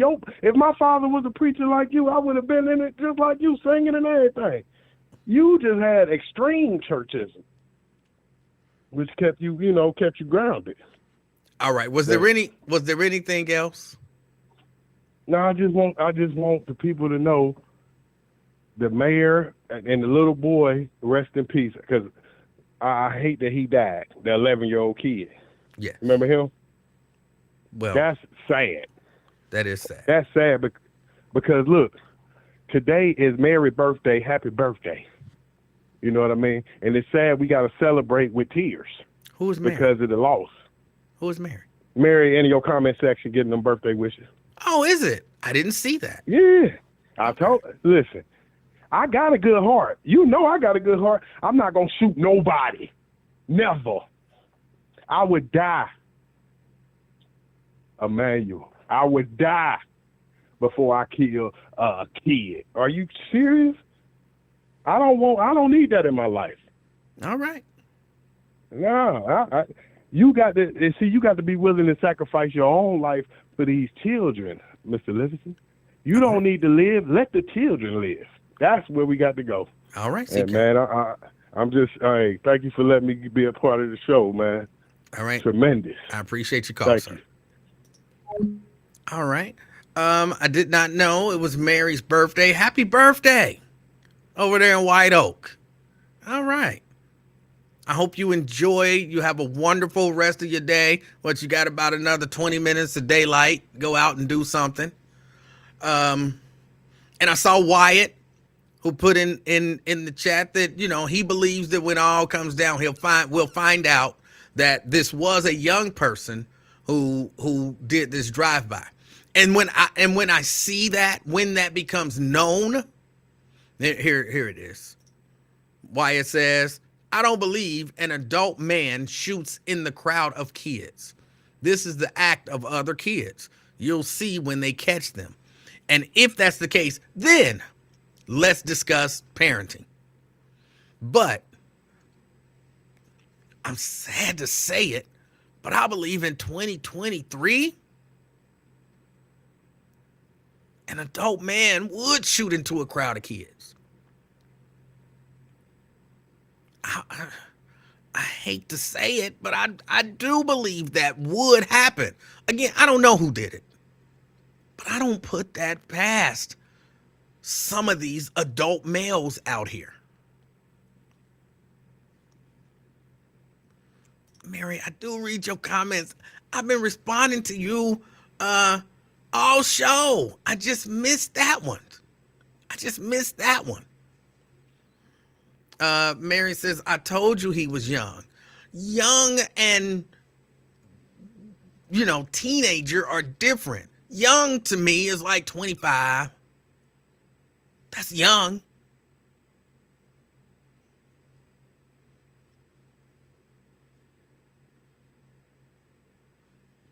That's young. So again, I don't know who did it. If y'all know who did it, turn them in. But y'all don't know who did it. Y'all have an idea what y'all think the description might be. Trust me, when I was 23, I could have still passed for 14. I'm not saying that proudly. I'm just saying. So until I know, I can't blame the parents for the actions of a potentially grown man. So that's what I'll give y'all is if it's a young person, which I think we already made that clear. If it's a young person, then, young in terms of teenager, then yeah, we need to start, where's their parents? And them being responsible. But until then, we don't know. Or at least I don't know. Maybe y'all know. Again, I ain't never been no, street dude. I ain't never been no street dude, so I can't say. But I mean, I will say the mayor didn't say anything. What he said was nothing. And I think we deserve better than that.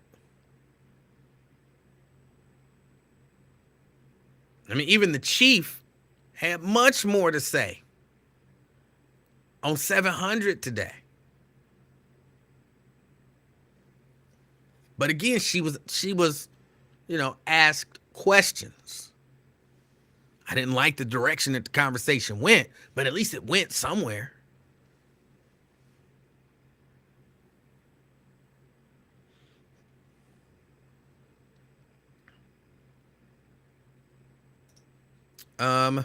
Nate says, did we have a bet over issue 22? We did not. We did not. I want La Rosa's and Skyline if yays outweigh nays. No, because while I'm against issue 22, I believe it's going to pass. I believe it's going to pass. I believe that people don't pay enough attention. I believe a lot of people are swayed.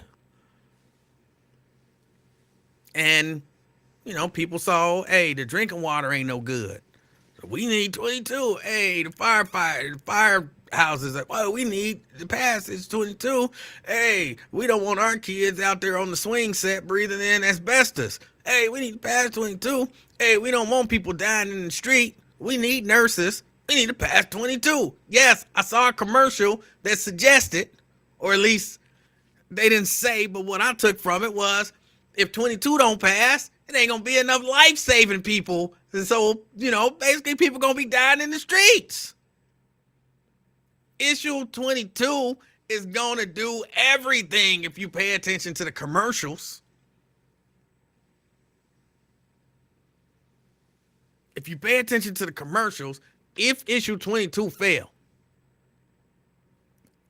y'all, we just gonna die. We just gonna die.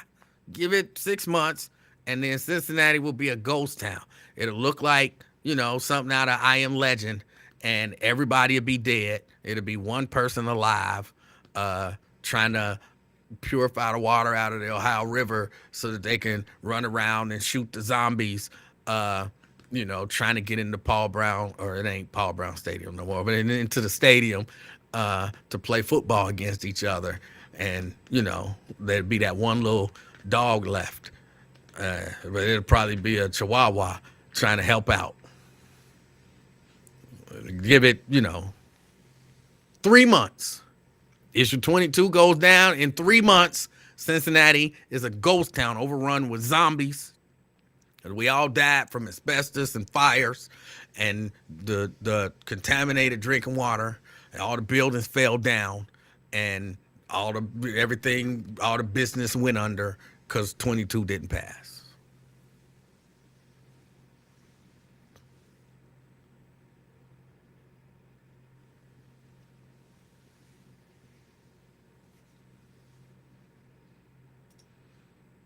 I think issue 1 will pass.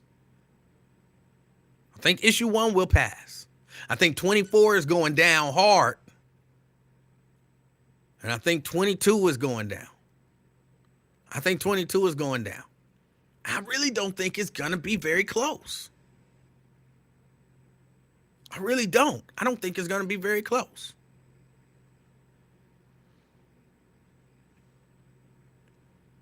Again, I don't want it to go down. I mean, I want it to go down. But I think it's going to pass. I think it's going to pass.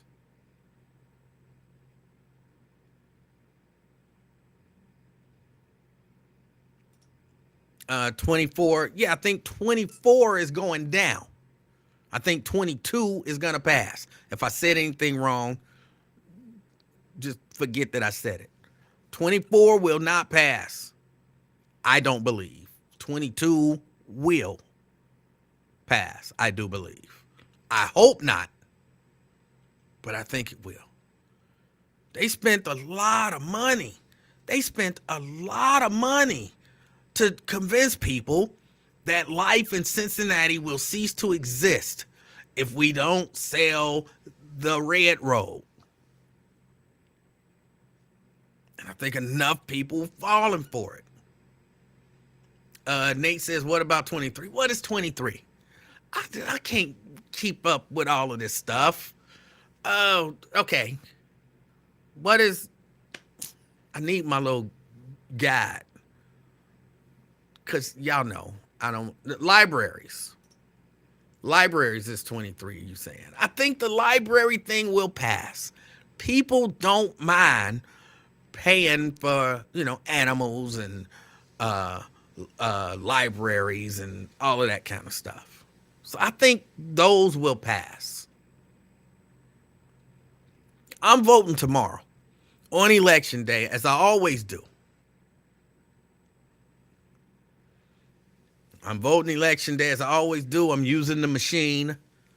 What is it called again, y'all? I still call it the E-Slate. It's not E-Slate anymore. Y'all told me what it was about it. I can't remember this stuff. I can't remember this stuff. But I always vote using the machine.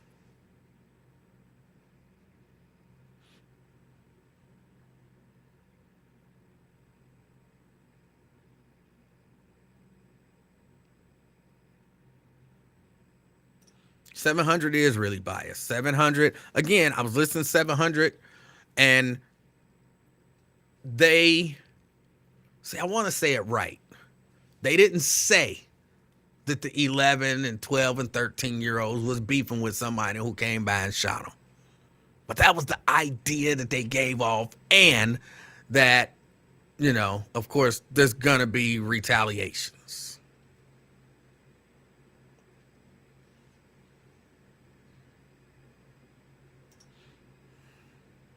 I mean, look, McConnell, I'm sure some of it is old age.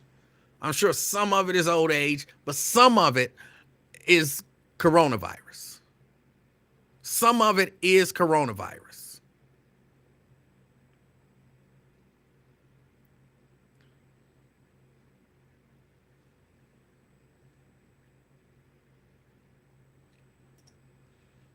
Am I talking about those voting slot machines? It's not a slot machine.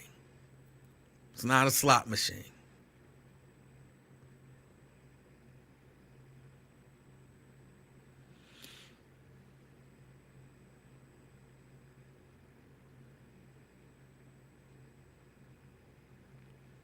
Janice says, FYI, at a school where I worked, several children came to school regularly and their parents had been out all night and not even home when they left for school. These children were often very distraught.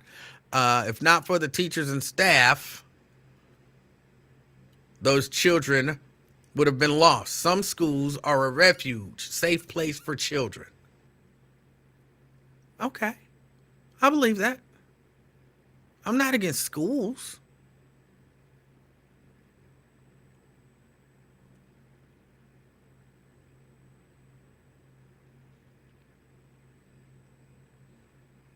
Mary says wrong. The media is off point again. Okay, I'm not sure what wrong about what, Mary. I don't want to miss none of your posts now. I got to read every one of them. Well, you put me in the corner. I don't want to be put in the corner.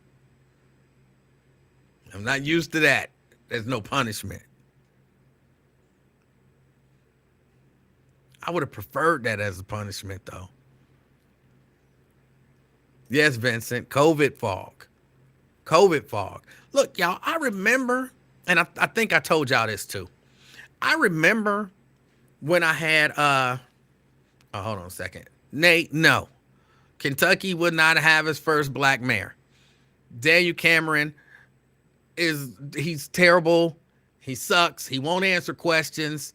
There's no, I don't think that there's any chance, like none, that he wins. None. I mean, of course, we'll see tomorrow, but I don't think there's any chance.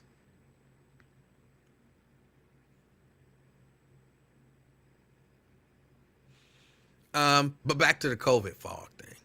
I remember, and I don't remember if I actually shared this with y'all, but I remember when I had coronavirus. As a matter of fact, I'm certain I shared this with y'all. You know, my mind is always racing, always racing. I can't go to sleep at night because my mind is always racing. I have to put on something to calm my mind down, and then I can fall asleep. My mind is always racing. I'm always thinking. I don't understand people who don't think. I don't, you know, when you see somebody sitting there, you're like, what you think about? And they like, nothing. I'm like, there's no way for you to not think. Like, you have to think. How can you not think? How can you just sit there and there be zero thoughts in your head? That doesn't make sense. When I had coronavirus, I experienced that. It was horrible. It was scary. It was horrible and it was scary. And I genuinely remember telling Mrs. Livingston, I was laying down and just laying there, just not thinking. And I got up and I was like, I can't imagine. And she was like, you can't imagine what? And I was like, I can't imagine. I think we went through that about 3 or 4 times. And then I was like, no, I mean, I literally can't imagine. I can't conjure up a thought in my head to imagine. I can't, there's nothing going on in my head right now except the thoughts that I'm saying out loud to you. I literally can't imagine at this moment.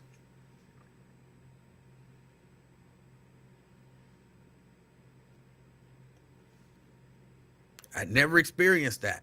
And, you know, then slowly, of course, as things happen, I start thinking, having thoughts and, you know, going through stuff.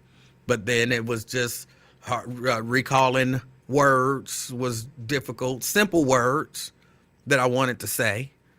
It was like I had to learn. Well, I wouldn't go that far. I didn't have to learn to think again, but it came back very slowly. And my recall, it's getting better, but it's still not where it used to be. It's still good enough to smack down your favorite director when I want to with ease. It's still good enough to smack him down with ease, but it's not where I want it to be. It's not where I want it to be. I'm nowhere near as quick as I used to be.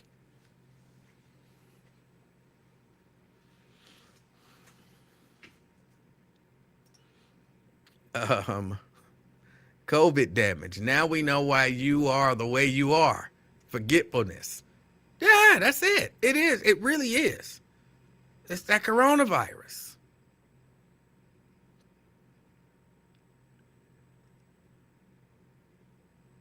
It's that coronavirus. Well, y'all, I gotta get ready to get out of here. There was another story. Hold on. No.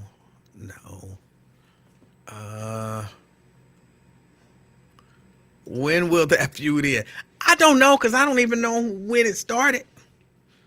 But I know today I felt like it, like, let me see. You know, he ain't said nothing to me. I ain't said nothing to him. Let me see if I can bait him into, you know, saying something, into responding, and trying to be quick with it and, you know, get me.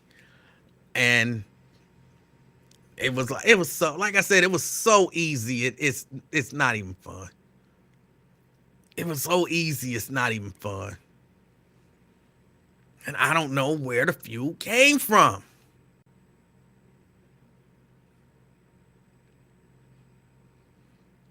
I just know it exists.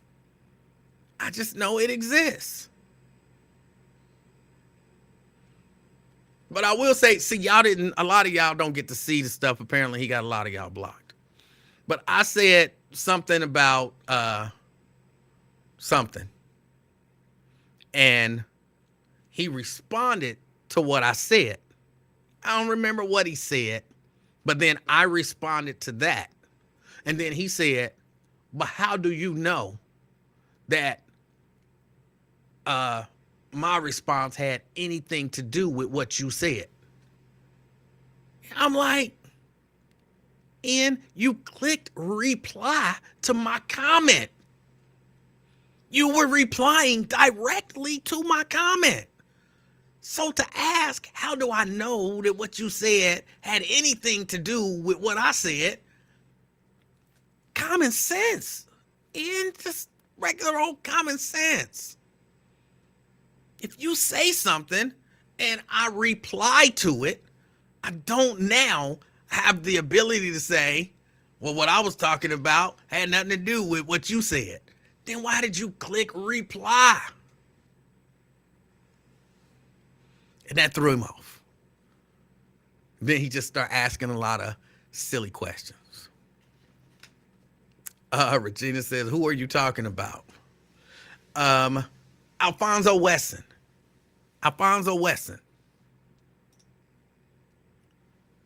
He just, what was it, about 2-3 weeks ago?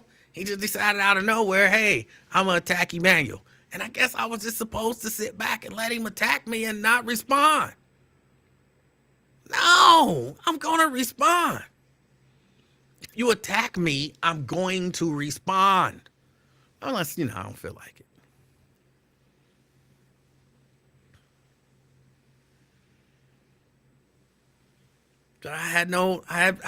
I didn't then. And, look, if he decide, oh, I don't want to attack you no more, then I have no reason to attack him.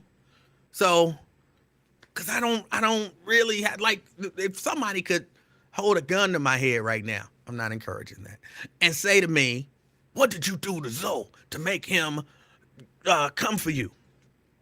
You just got to shoot me, because I don't know. I have no idea. What is your problem with Zoe? If you don't tell me what your problem is with Zoe, I'm going to shoot you. I'll be like, you're going to have to shoot me, because I didn't know we was beefing until we started beefing. I had no idea he held all of these deep-seated personal issues of animosity towards me. I had no idea. None. If you'd have asked me the minute before the first attack, was me and Zoe friends? I'd have said, sure, yeah. Yeah, we friends. I genuinely had no idea. I've never experienced anything like it. Typically I have a good, when somebody don't like me, I'm saying? I have a pretty good feel about that. Like, oh, he don't like me. You know what I'm saying? Like, I can kind of tell. I've worked around people who didn't like me. And I can kind of tell, like, oh yeah, he don't like me. He don't like me. It's cool, we work together, but I can tell he don't like me.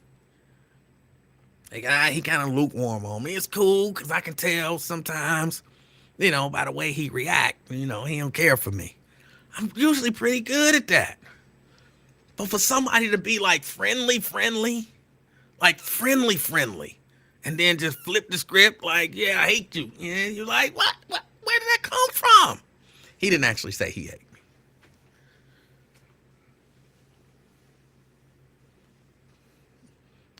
Did I get Zoe fired? No. I mean, they did, once, I forget exactly what happened, but he was filling in, because I used to bring him in to fill in for Lincoln. And yes, I used to bring him in to fill in for Lincoln when I was the assistant program director. I would call him and say, hey, can you fill in? Lincoln ain't going to be in tomorrow, or Lincoln ain't going to be in next week. Can you fill in for Lincoln? And he'd be like, well, I can do it like on Monday, Tuesday, and, I'm busy on Wednesday, I'm busy on Thursday, but then I can do it on Friday. And I'd be like, all right, Definitely Monday, Tuesday. Let me get back with you on Friday, and then maybe call Hilton, and Hilton be like, oh, yes, I can do it. With his, deep, very deep voice. But he would say he can do it on certain days, and but then I would put the schedule, maybe calling back like, all right, Friday works too. So Monday, Tuesday, Friday, yeah, I'm good. All right, cool. And that was that. I had no beef with him doing his battles, all that kind of stuff. I was entertained by it, you know. We were back and forth the whole night. I had no problem scheduling him. And then I forget what happened, but at some point they told us the company switched policies and we weren't allowed to have guest hosts. Just one day they changed the policy, like no guest hosts. And I'm like, huh? And they like, yeah, if you don't work for Radio 1, you can't come in and host a show unless you buy it. And I'm like, so then what we do when Lincoln out? Somebody who work here had to do it. I'm like, but I can't have Zoe come in. Then I even kind of skirted the rule a little bit for Zoe. I think he called me like, yeah, Lincoln out. Lincoln said he ain't gonna be in. Can I come in and host? I was like, they say you can't do it. I said, but I think I got a way around it. So come on in. What days can you do? I can do Monday, Tuesday. All right, come on in Monday, Tuesday. He came in, and I'm like, all right. And I'm like, now, technically, you can't host the show, but I can have you in as my guest. So, you sit in the big chair, and, you do what you do, but I'm here. So I'll be able to say, I'm filling in for Lincoln Ware, and my guest is Zoe, the media maestro. And we did that until I kind of got in trouble for doing it. Like, no, they basically said, we ain't stupid. We know you trying to go around the rule. He's sitting in the big chair, bro. He the host. He is sitting in the big chair. That means he's the host. You ain't fooling nobody. So I had to not do it. But I even tried to skirt the rule for him. I thought he was cool. Never had no beef with him. Never any beef with him. And then just out of nowhere, he be attacking hard. Like, he be going in. Like, he be talking about my wife. You know what I'm saying? I'll be like, where did this come from? You ain't even never met my wife. Why are you beefing with my wife? Like, where did this come from? I just be like, all right, I guess this is what we doing. I don't know why, but if this is what we doing, this is what we doing. Pamela say, why don't y'all just block each other? I had no desire to block him. He don't bother me. I like a good fight. So why not? I just don't know where it came from, but I like a good fight. So why not? Or a good argument, because we're not technically fighting. I like a good argument. So why not? And I always get the best of it. I always get the best of him. So for me, it just be, something to do. I'm watching Lincoln Ware's show. I'm doing what I do. Y'all know I pick with Lincoln a little bit here and there. Lincoln pick with me. It is what it is. Like I told y'all, Lincoln called. Well, he used to. He ain't done it in a long time. But he called me like, people like it when we go back and forth. So why don't you call in sometimes? And okay, cool.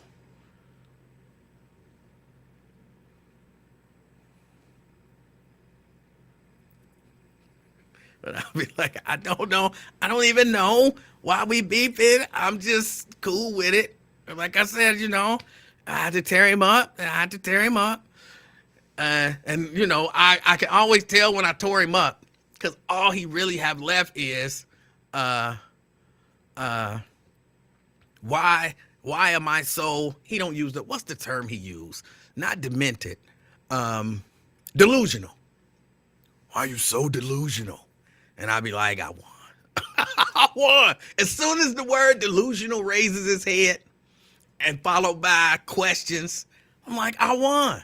And then all I do is just answer his questions and maybe a little zinger at the end of the answer. That's it. That'd be my whole thing. He asked me a silly question. I answer his question with a zinger at the end. And then he can't, there's nothing he can do about it except for ask another silly question and then call me delusional. I'll be like, I won. But I just be paying attention to Lincoln Ware Show, having fun. Y'all know what I do. I have fun. I have fun.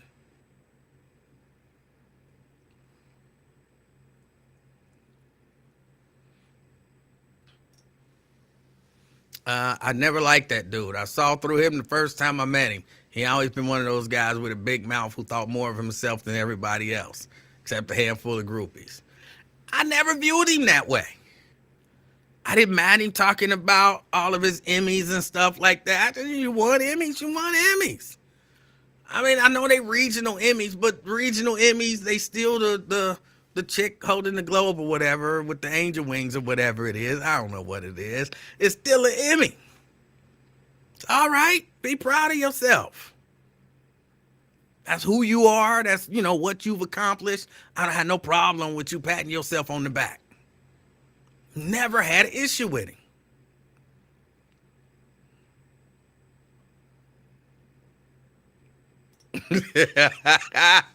Why is that? Bro, you're getting a rep for having a problem with ex-radio dudes. I don't think he views himself as an ex-radio dude because that'd be one of his shots is that you an ex-radio dude. Like, how is one of your shots, well, they fired you from the buzz? And I'll be thinking, Ian, they fired you from the buzz. How you gonna be getting on me for getting fired from the buzz when you got fired from the buzz? What are you talking about?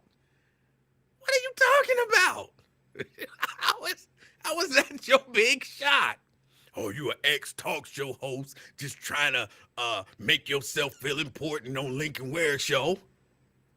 Ian, you an ex-talk show host trying to make yourself feel important on Lincoln Ware Show. What are you talking about? We both ex-talk show hosts. I'm just having fun on Lincoln Ware Show. You bent out of shape.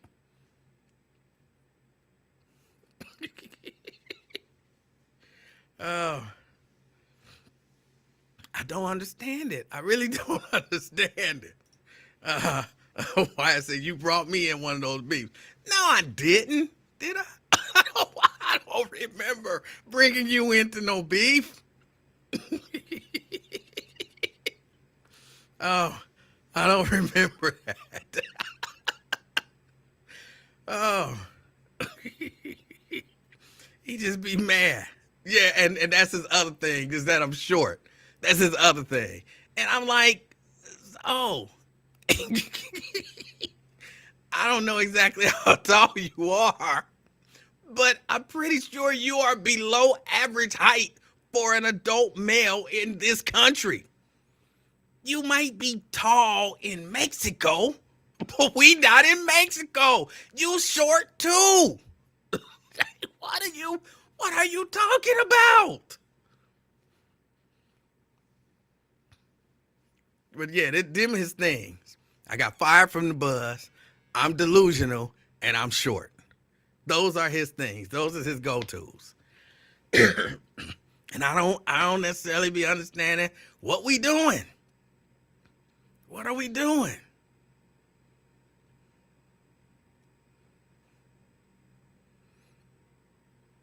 Jason said, I like Zoe, even though he hated Cincinnati as a city. I don't know that he hated Cincinnati as a city. I don't know about that. 65% of his audience don't like fun. They don't. They be getting mad. I be like, why are y'all?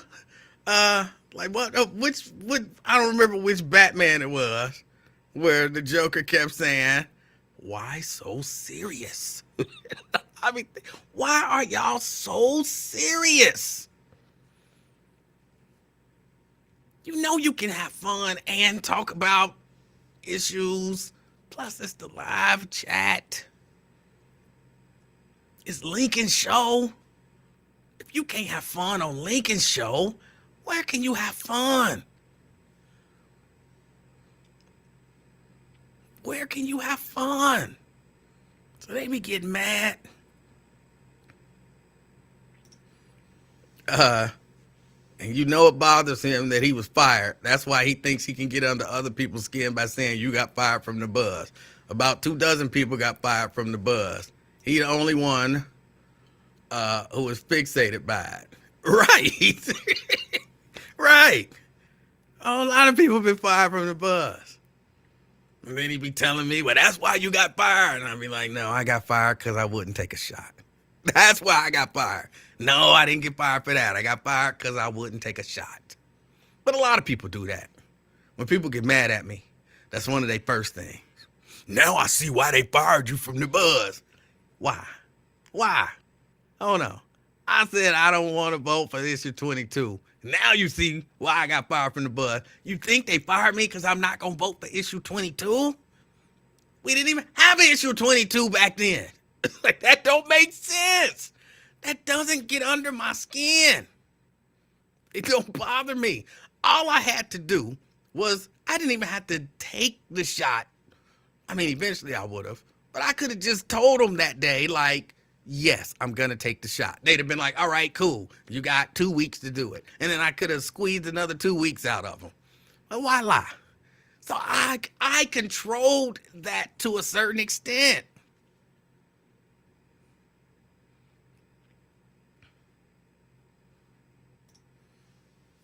Why I say, remember when your guy said 2 of my enemies have teamed up? Maybe I do have an issue with former Buzz employees.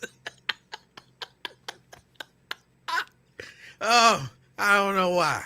And now Nate be coming for me. So the former Buzz employee curse even overrides the brotherhood.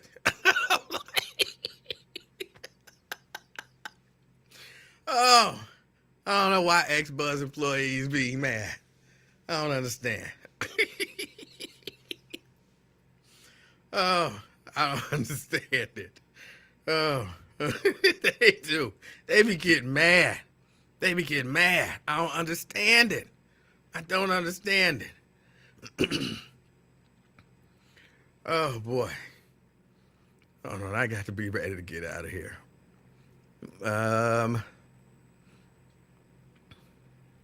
They hate the Facebook Live crowd that show up every day. Look, I used to hate y'all too. Some of that is Lincoln's fault.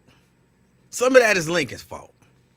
Like, I'm not watching Facebook Live. When he first started doing it, I'm not watching Facebook Live. And he's sitting there talking about, because he only gonna tell you the negative stuff, and he know I'm not watching it. And Emanuel, they said you so-and-so. And I'm like, F them. I don't care about them. I don't care what they saying, because I really didn't care. And then, what I'm saying, it's one of them things where, he they said so-and-so about you. Or they said this about your wife. Oh, they said this about your mama. And I'm like, I'm not even talking to them people. Why are they dogging out my mama and my wife? I don't know them. I ain't said nothing to them. Why? And I'm like, I hate them. You know what I'm saying? F them Facebook Live people. And then I got on it and I'm like, oh, so they just being silly. They just, everything is a joke, but he passing it off like it's, some real stuff. So I'm like, oh, okay, now I get it. But initially, when I wasn't watching Facebook Live, I had nothing to do with Facebook Live. I had nothing, and he's just telling me they said this and they said that, and so-and-so said this, and so-and-so said that, and so-and-so said this, so-and-so said that, and I'm like, oh, okay. Now I get it.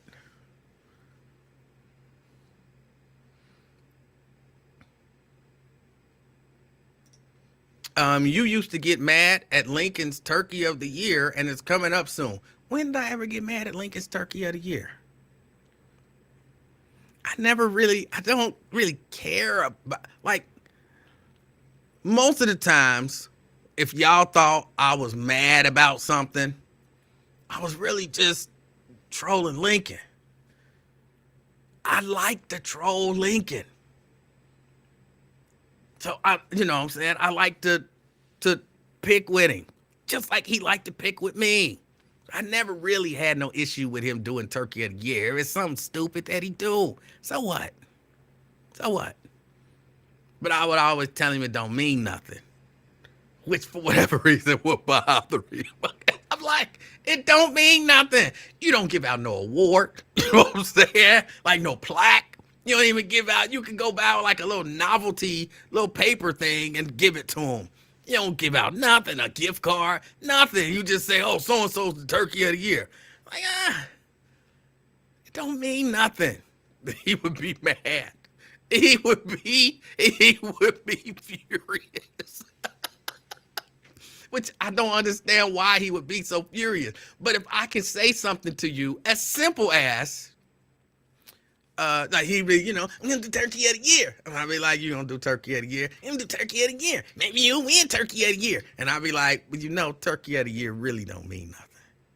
What you mean it don't mean nothing? What you mean it don't mean nothing? Lincoln, calm down. Calm down. But it don't mean nothing. What do it mean? Well, it's the people, but what does it mean in the grand scheme of things? What does the Turkey of the Year mean? See, you just a hater. Why you always trying to put down everything that I do? And I'm like, Lincoln. Bro, it don't mean nothing. But what do they get? And he be all flustered. See, you're always trying to be, and you always want to make it seem like the stuff you do is better than the stuff I do. I'm like, I don't do nothing, bro. Just what does the Turkey of the Year get? Do they get a turkey? They don't have to get a turkey, see? You don't understand. And I'll be like, Lincoln, it don't mean nothing. And he'd be furious. So I'm like, okay. If I could get him that furious by just telling him the truth. Because it really is just the truth. What does it mean? Who won Turkey of the Year 3 years ago? Don't nobody remember. Nobody remembers. It means nothing. It's just something that's silly and fun for him to do. So when you let me tell you it don't mean nothing and you get that mad, I got to tell you every year it don't mean nothing. And then I got to ratchet it up just a little bit. that only makes sense. But I never hated Turkey of the Year. I never got mad at Turkey of the Year. I just have fun picking with Lincoln. I just have fun picking with Lincoln. That's it. That's it. I just have fun.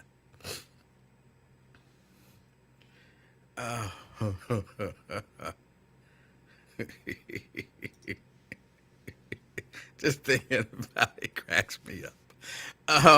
Probably be my last comment on that guy. He's received made too much attention. He says mean, disrespectful, negative, and disrespectful stuff about other people, like saying that stuff about Mallory, but doesn't think anyone else can say stuff about him or people that he likes. He do be saying some mean stuff. Talking about Zoe. Janice says, why would anyone want to get an award for being the worst or the turkey? I don't know. It's just something fun he does. I never really had a problem with it. It's just fun to pick with him. I don't, it's a silly thing that he does.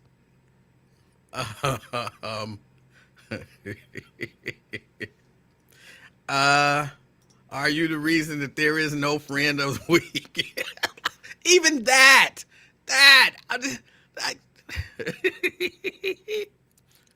I'm not the reason why there's no friend of the week. I'm not. I'm pretty sure he decided to do it. They wanted to have it sponsored. They wanted to sell it. And now I don't understand the logic of, okay, stop doing it so that we can sell it and you can do it again. I would think you'd say, well, keep doing it, build more momentum with it, like have people actually believe it's something important, and then we should be able to sell it. That's usually the way things like that work. Like you do it. It's kind of a proof of concept thing. Do it, prove to people that it'll be valuable, a valuable thing, and then we can sell it, but not do it. Have somebody mock it a little bit, get mad about them mocking it, and then stop doing it so that we can sell it. That doesn't make sense to me. But I am not the reason why there is no longer a friend of the week, even though I will say, I always knew that when he first announced the citizen of the week, that it would be just his friends. I always knew that. Which is why it was easy to say that, because I knew that's what it would be. And then people like Janice saying, well, why don't you do, if you want to do it, you do. I'm not going to do it because I would take it too serious. Like, I would actually want to find a person in the community who did something good that week and award them with the Citizen of the Week. I wouldn't want to just be like, all right, my friend Jim over there, he's the Citizen of the Week. Or what did Jim do? Jim been doing stuff for years. What did he do this week to be the Citizen of the Week? It don't matter. All right, who's the friend next week? Or who's the citizen next week?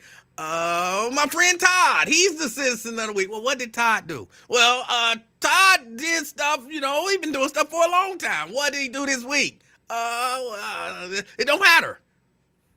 You know what I'm saying? I'm like, it's going to be a friend of the week.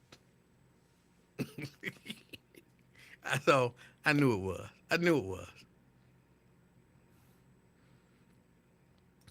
What happened to RoboCop? I don't know who RoboCop is. You'll have to explain that to me.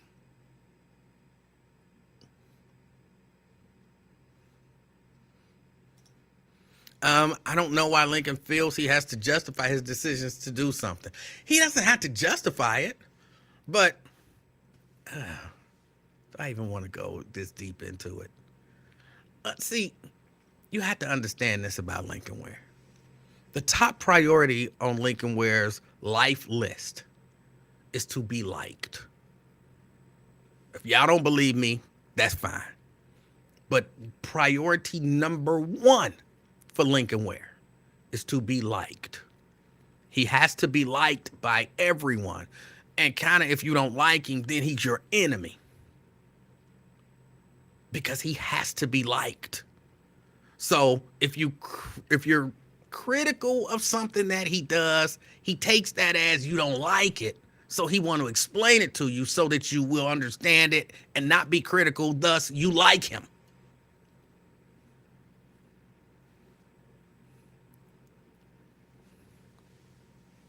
That's it. So it all goes back to his need, like his really, really serious need to be liked. That's it.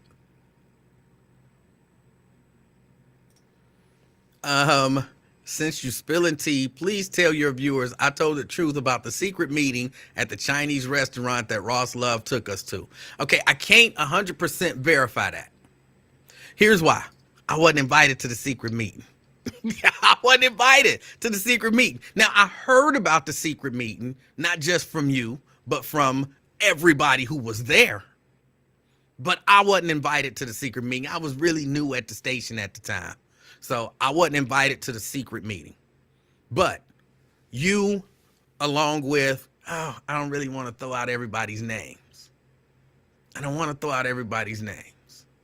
But all of the talk show hosts who were on the station at the time, and the people who were running the station at the time, including the executive producer at the time, all had conversations with me about there being a secret meeting. I didn't know it was a Chinese restaurant. I just knew it was a secret meeting at a restaurant. And my understanding was that in the meeting, everybody was told that they were not allowed to say anything critical of the current mayor at the time, who was Charlie Lukin, because of some sort of a deal that had been brokered. So Charlie Lukin could have went and shot somebody in the middle of Fountain Square, and nobody at the radio station was allowed to say anything critical of him. That was the law that was laid down at the secret meeting, according to the people who talked to me. So this is secondhand information. Again, I was not invited to the secret meeting. I was not there. I was not there. But that's what literally everybody told me that it was about.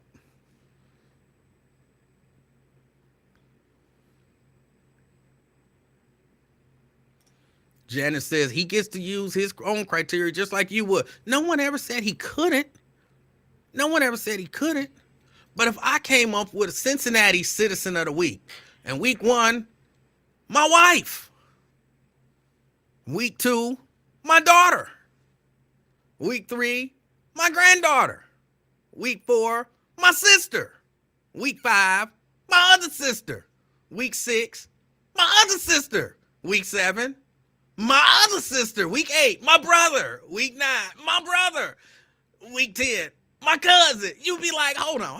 What is the criteria for this award?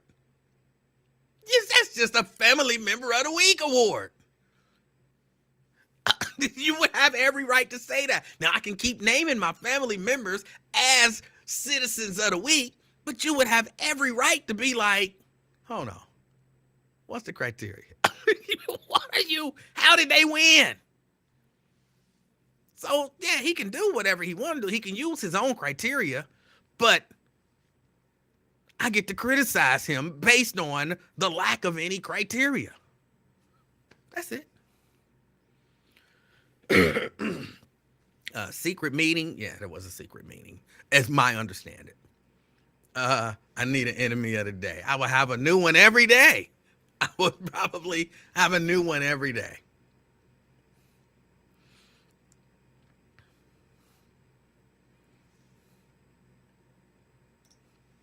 And where is Jerry Tolliver? I thought we were friends, or at least had respect for one another. To this day, I've never heard her say anything bad about me. That's fine. I never heard her say anything bad about you either. I know she lied on me, but I've never heard her say anything bad about you. She lied on me and spread lies about me. And it hurt my feelings. It really did. If nothing else hurt my feelings at that radio station, that hurt my feelings. Y'all know me. I just have to be honest about stuff. Why is Wyatt saying he's not going to do his show anymore? What happened? I haven't talked to him, man. I had to reach out to him and see what's going on. Now, my feeling on it, I believe maybe he's just frustrated. He's just frustrated about, the goings on and, the way that things happen. So he's just frustrated. My feeling is he'll probably end up, taking some time and relax, and then he'll come back and do it. I really think he cared too much, not about the show per se, but about giving people other options of thought and helping people in the community find out other ways to become successful. So if I just had to guess, that would be it. I don't believe he's not doing the show. Janice says, I'm kind of like you. I wouldn't explain nothing to you. That's fine. I never asked him to. I might have at some point asked him to explain it. But only because he had pushed back against it being the friend of the week. But I mean, even Janice, if you had an award, whatever the criteria was, and I called it something other than what you call it, so what? So what? Who am I?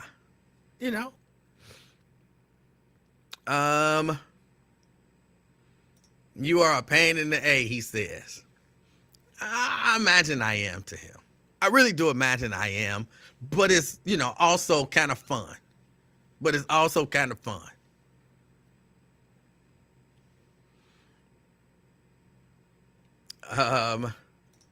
Nate says, I've told E-Man this before. I think Lincoln Ware has the heart of a DJ.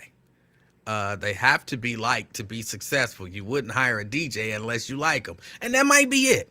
But he does have to be liked. If you told him you don't like him, there would be problems. Like, he wouldn't like you. You'd be his enemy at that point.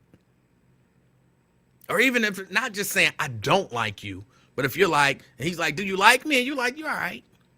When you mean I'm all right? When you mean I'm all right? Like, you have to be like, oh, yeah, Lincoln, I like you. You're a great guy. Then he's, yeah. But if you're like, you're all right.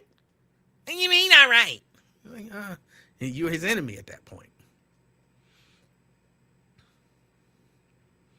All these years, I thought you were in that meeting. Nope. No, remember, I didn't even get a jacket.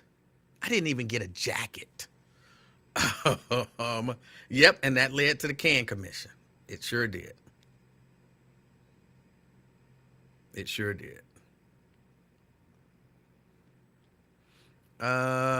me see. Black Lion says, what did she lie about? I've already told this story, like, I feel like 100 times.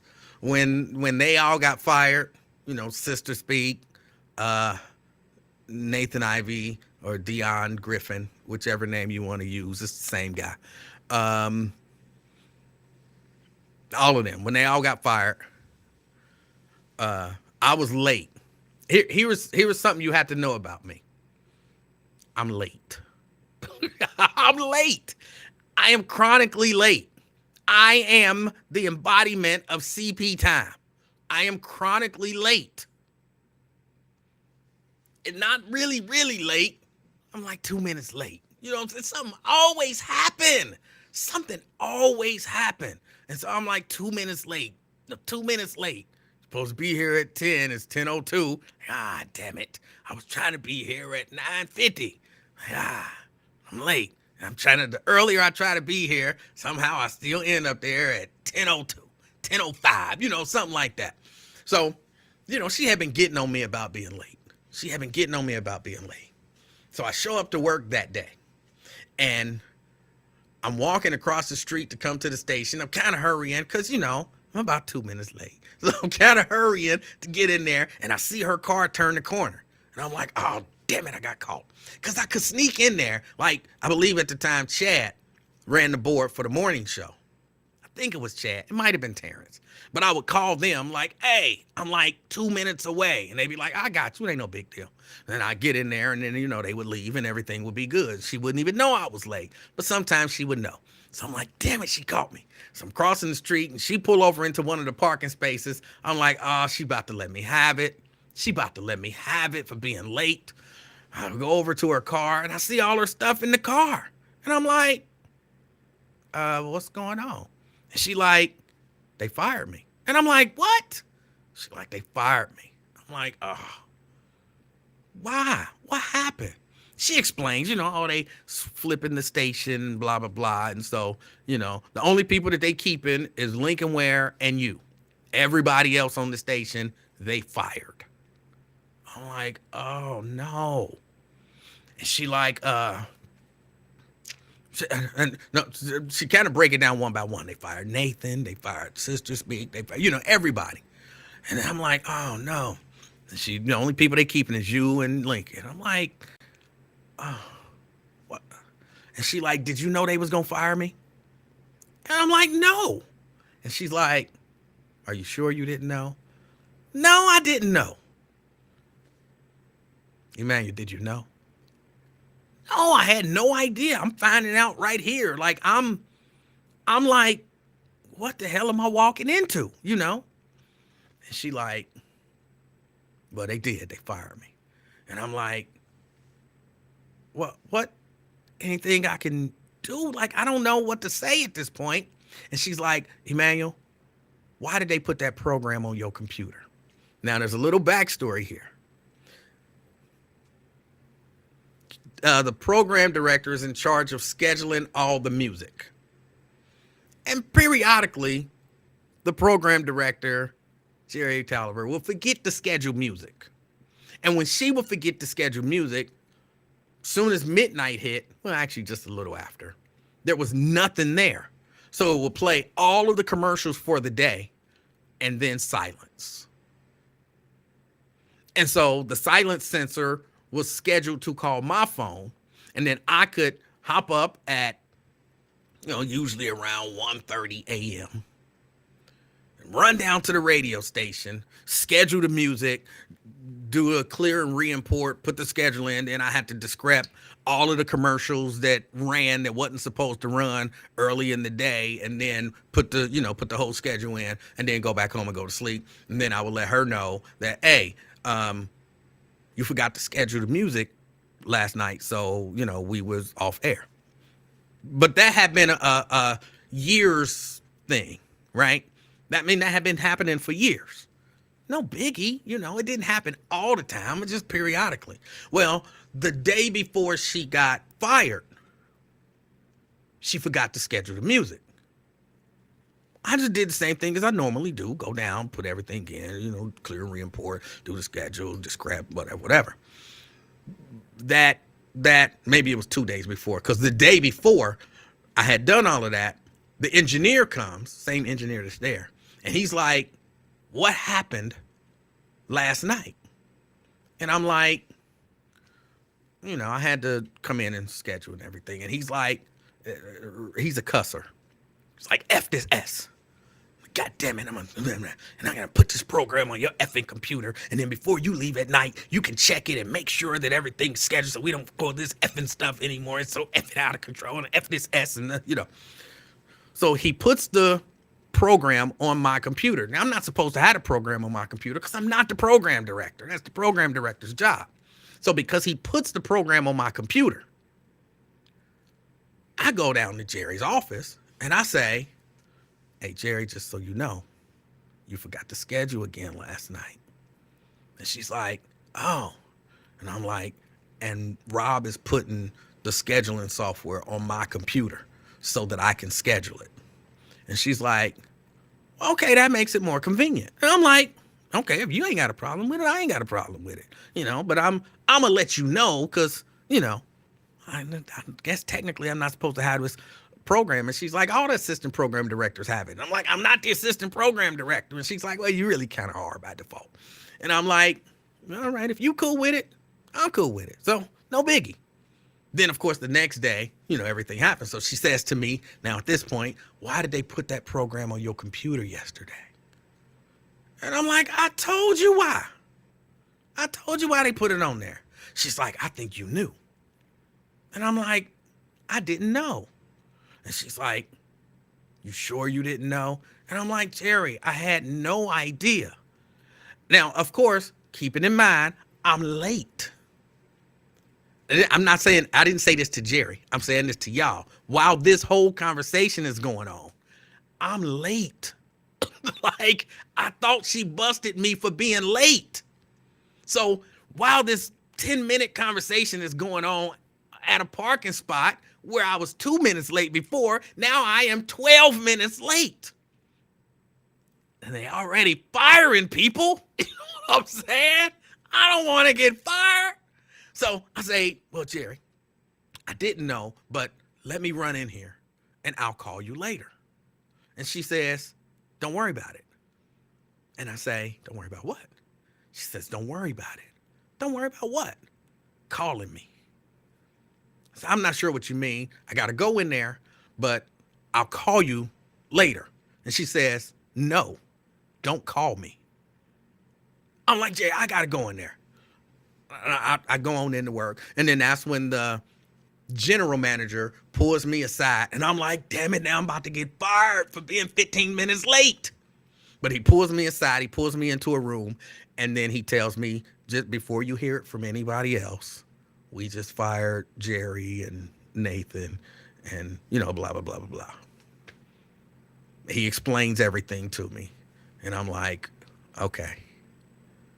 And he's like, do you need a minute? And I'm like, yeah, as a matter of fact, I do. So he's like, all right, well, go on, take some time, because I was in a little, room by myself. So he was like, go on, take some time, process it. He was either Terrence or Chad. I'll let them know, give it about 5 minutes, and then you can come on in and relieve them. And I sat there for a minute like, oh my goodness, I can't believe they just fired Jerry. So I go and sit at my computer, and I go to Facebook to pull up Nathan Ivey to basically send him a message to say, I'm so sorry that, they let you go. If it's anything you need, blah, blah, blah. Well, he done blocked me. It's just that quick. He done blocked me. I'm like, maybe maybe he a little upset about everything that happened. So, that's cool. I go to, fill in, and while I'm sitting there, we got a computer. I go to Jerry Tolliver's page. She done blocked me. I'm like, what? So then I go to her dog's page because she used to have a Facebook page for her dog. The damn dog done blocked me too. Like, what? What? The dog blocked me? What the F is going on? And then next thing I know, people telling me, like, oh, Jerry is running around telling people that you stabbed her in the back. You knew they was going to fire her. You didn't tell her. And, you knew this and you knew that. And you was all in on it. And I'm like, I had absolutely no idea until I came around that corner and she told me that they had fired her. I was shaken when she told me that she was fired. But she just did not believe that I had no idea. And so she went around telling everybody that she could tell. I remember seeing the judge, and the first time I saw her after everything went down, first thing she said to me, you could have told Jerry that they was going to fire her. And I'm like, hold on. You're an MF judge. This is what I'm thinking. You're an MF judge. How do you judge before you even ask the person that you judged their side of the story? And so I say, could have told her, what? They fired. I said, did you ask me if I knew before they fired her? And she was like, come to think of it, I didn't. And I'm like, exactly. I had no idea that they was going to fire her when they fired her, because I probably would have told her. I would have found out a way to tell her that they was going to, let her go if I would have known, which I'm sure they would have said, you can't tell her, but I'd have found a way to tell her. So she went around telling that lie about me. She probably still is telling that same lie about me. Oh, he knew and didn't say anything. So that's the lie. And that's the whole story behind the lie. But I had no idea. But yeah, Nathan, Jerry, and the damn dog blocked me all before I could even get up the stairs. So that's the way it all went down. But that's the lie she told. That's the lie. She told it. And apparently she told Nathan, and that was why he blocked me, because he told, I don't want to say his name. I was about to say his name. He told one of the technical producers, oh, he a backstabber. He stabbed Jerry in the back to take her job. And again, little do they know, I didn't take her job. I just got all her responsibilities with none of the money or the office or the perks. And then eventually they gave me an office, but still no extra money. So that's it.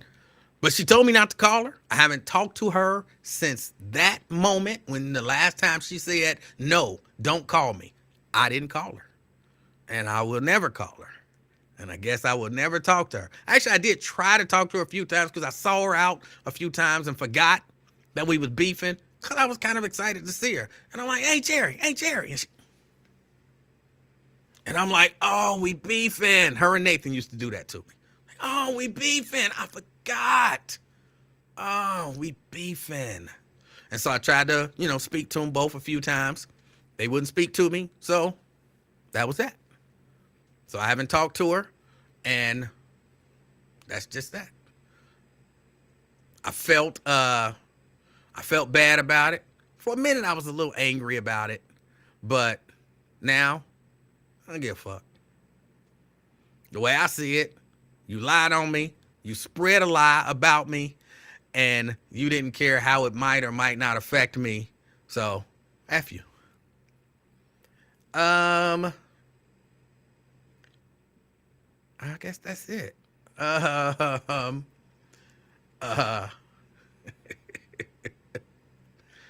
Oh, let me see. Anything else? Anything else? Yes, even the dog. I was blocked by Rocky. Rocky blocked me. It's true. It's 100% true. Uh, let me see.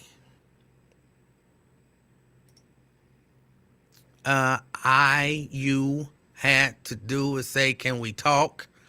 I did. I told her I'd call her. She said, "Don't call her," so I didn't call her.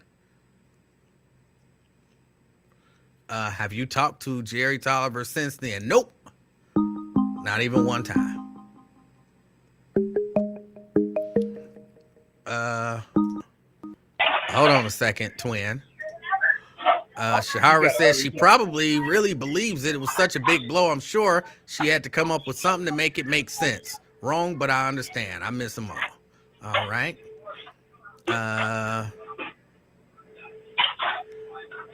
Let me see. I'm not gonna say that. He cussing. He meant that. Uh, who cussed? I didn't cuss. All right. Let me go back to the phone. Twin. Hey, can you hear me, man? You sound a little far away, like you on a speaker, but we'll work with it. So you around there getting blocked. How a dog go block you, man? The dog blocked me. I was blocked by the dog. I ain't never heard nothing like that. A dog block you? I kid you not. Hey, man. And they cut off your supply source, huh? Told you I don't want to talk to you no more. Lose my number and all. Yeah. Man, you cutthroat, man. Hey. You sound like you a cutthroat. I'm not like the one who was cutthroat. You sound like you cutthroat playing a lot of spades, man. I'm not the one who was being cutthroat. They was being cutthroat to me. Right. I'm Vince, you probably would have told because you the king of talk, though. But Vince, you probably would have told him, hey, just watch it back. They might fire you. I believe you would have probably told. Ain't no probably. Look. I'll say this, and I don't know that I've ever said this again.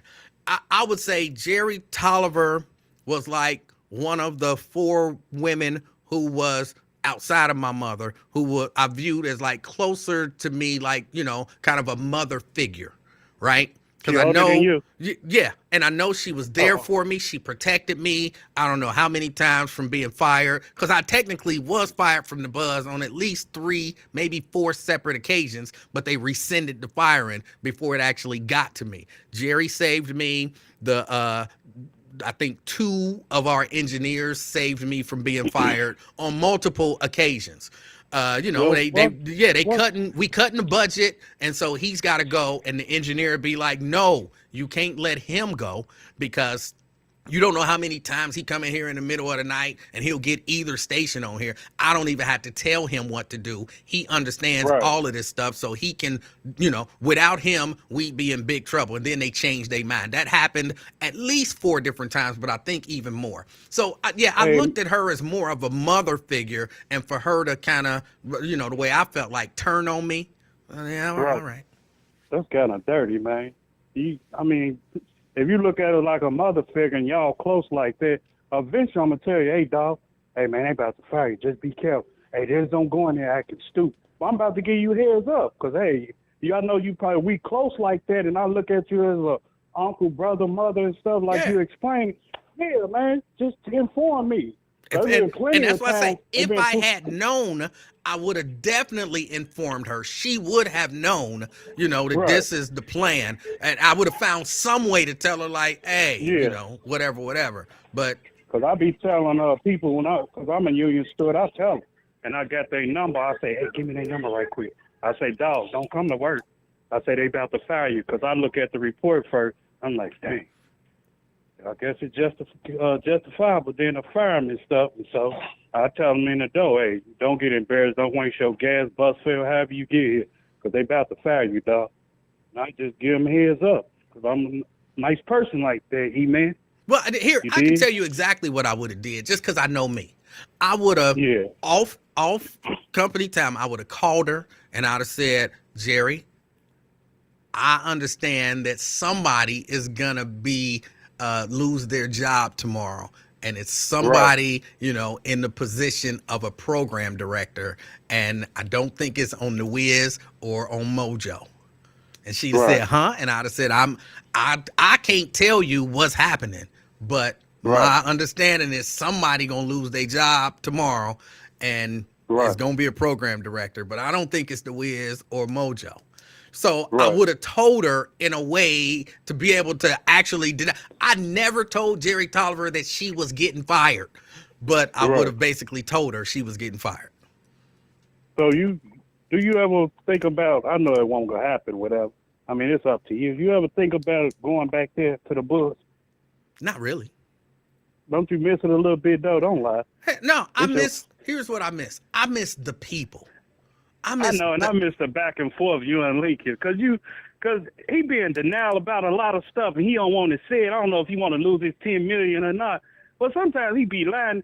And I tell people, man, you don't hit the street, you don't know nothing about the streets or whatever, then you can't speak nothing about it. Well, you don't know, and other people in the chat.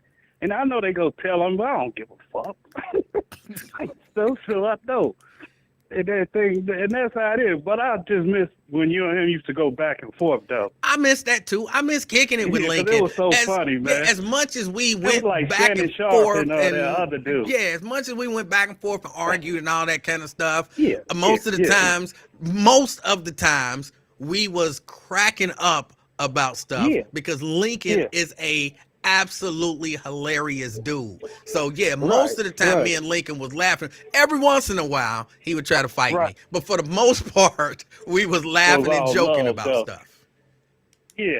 But one more thing, man, it's this election of mine, man, and people, I heard what's his name, he got a funny name, he was a I guess a spokesperson for the Win Terrace, Obadiah. All right. He was a spokesperson for Win Terrace. And when he spoke the truth, I don't know if you probably listened early, when he spoke the truth with like Liz Kenny, I don't know her. I never met her. And other people, Steph Washington, other people that's new council. How you expect when you come to a community and people get mad because Win Terrace or Avondale, wherever such young folks don't vote or whatever, how you gonna get mad at them? First of all, in order for you to inform the council person of their community, you got at least, hey, I'm such and such, let's take a walk. Let's see how the community is. Let's see what they input or output on what they need in this community. You just can't come over there and within a year and ain't campaigning, ain't hit the streets and all that and like, hey, I'm such and such. I don't even know you, player. Who is you? So how you gonna inform me or enlighten my people on something that I don't even know nothing about you, man? And that's what kills me. To each his own. They want to vote. But sometimes, man, it's time out for this BS, man. I swear to God. You got $13 billion, whatever much money sent over there to Pakistan, Israel, whatever, bite. But you got people over here just hurt, man. Just like they put it on Mayor Johnson in Chicago. They trying to put everything on him. All these immigrants coming in and everything else, building up, opening up, banning the buildings when they were shutting down. But this ain't on Johnson. Y'all better get it on Mayor Sugarfoot. She the one signed off on that bill and everything else. So you can't get mad at that, man. Then you want to keep on sending money over there to Israel when you got a whole homeless people, especially Los Angeles. There's homeless out here, man. That's what's so messed up about the government. And that's why I was telling people, F Obama. You damn right I said, F him, man. If he wished to die today, all hell to him. But he's full of it, man. You know what, man? We had a big show out in this vote when he came about. But you know why? He said change. When you say a change, man, that means everything. Just like you change the draws or everything else, that's a change and everything else. So everybody thought he was going to do a whole 360. No, you didn't, player. Only thing you conquered was being the first black president in our era. You gave out Obamacare, and you helped the older people with them Obama phones. That's the only thing you did. You had two 4-year terms, 8 years, however many you spent in the office to clear this up. And the only thing they gave you was a pat on the back for getting Ben Laden. Man, that's a bunch of BS. And they can't never focus on the kid, but they want to focus on foreign countries, the government. That's why they all messed up, man. Now, you wonder why things about to hit America? It's about to hit America heavy. Just like them 9/11, they ain't seen nothing. God forbid I make it to heaven, because I don't want to be in the midst of the devil that's about to come here to America, man. They go pay for what they do, going there being gangsters, trying to strong on stuff, which ain't theirs, which they should mind their own damn bid. We got to fight over here, man. That's a shame. Go ahead, E-Man. Now, just real quick, what specifically did you want him to do? Emanuel. Yes, sir. Same thing you can do.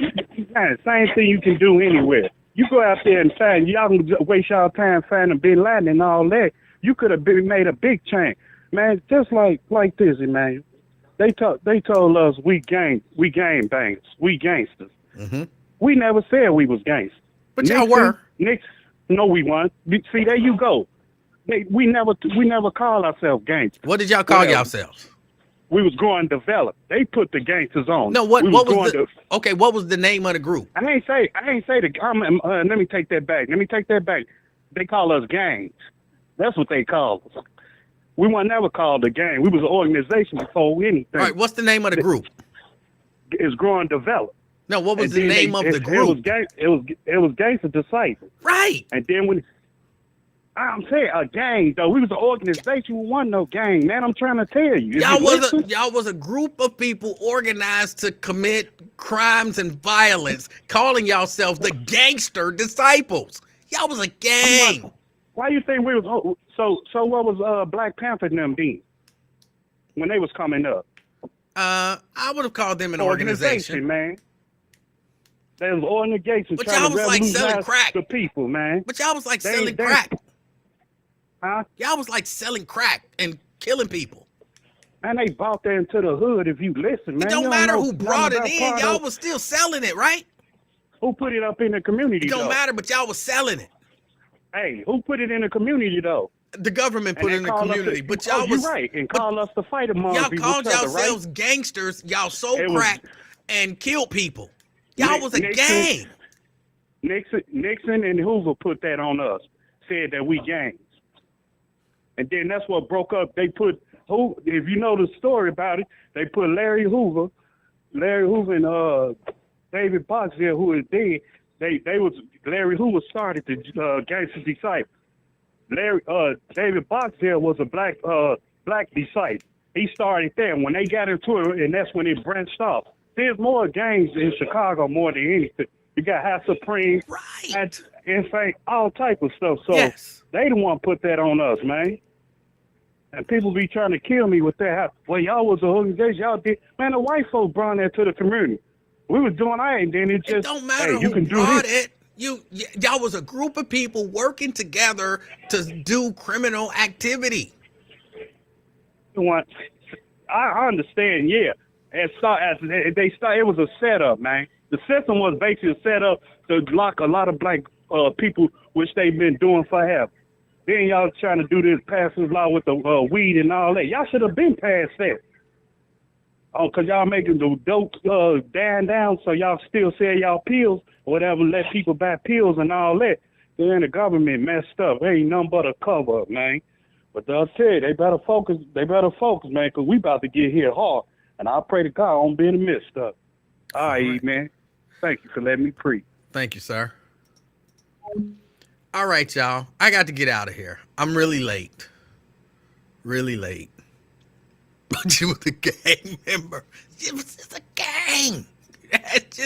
But he admitted it. I no need to belabor the point. He admitted it. He eventually understood that, yeah, we was a gang. But all right, y'all. Hey, I appreciate y'all hanging out with me. I'm not up against the break. I'm up against the top of the hour. Got to get out of here. I had stuff to do, but y'all held me all long. Got me all emotional. So now I have to get out of here and go do something else. I appreciate y'all hanging out with me. If you are out and about and in the dark, because it is like 6 o'clock, but it's like nighttime. It's not evening. It don't look like evening. It look like middle of the damn night. But if you can see anybody while you out and about, be the reason that somebody smiles today. Until next time, I'm Emanuel Livingston. This is the Afternoon Experiment. I'm out, y'all. Peace.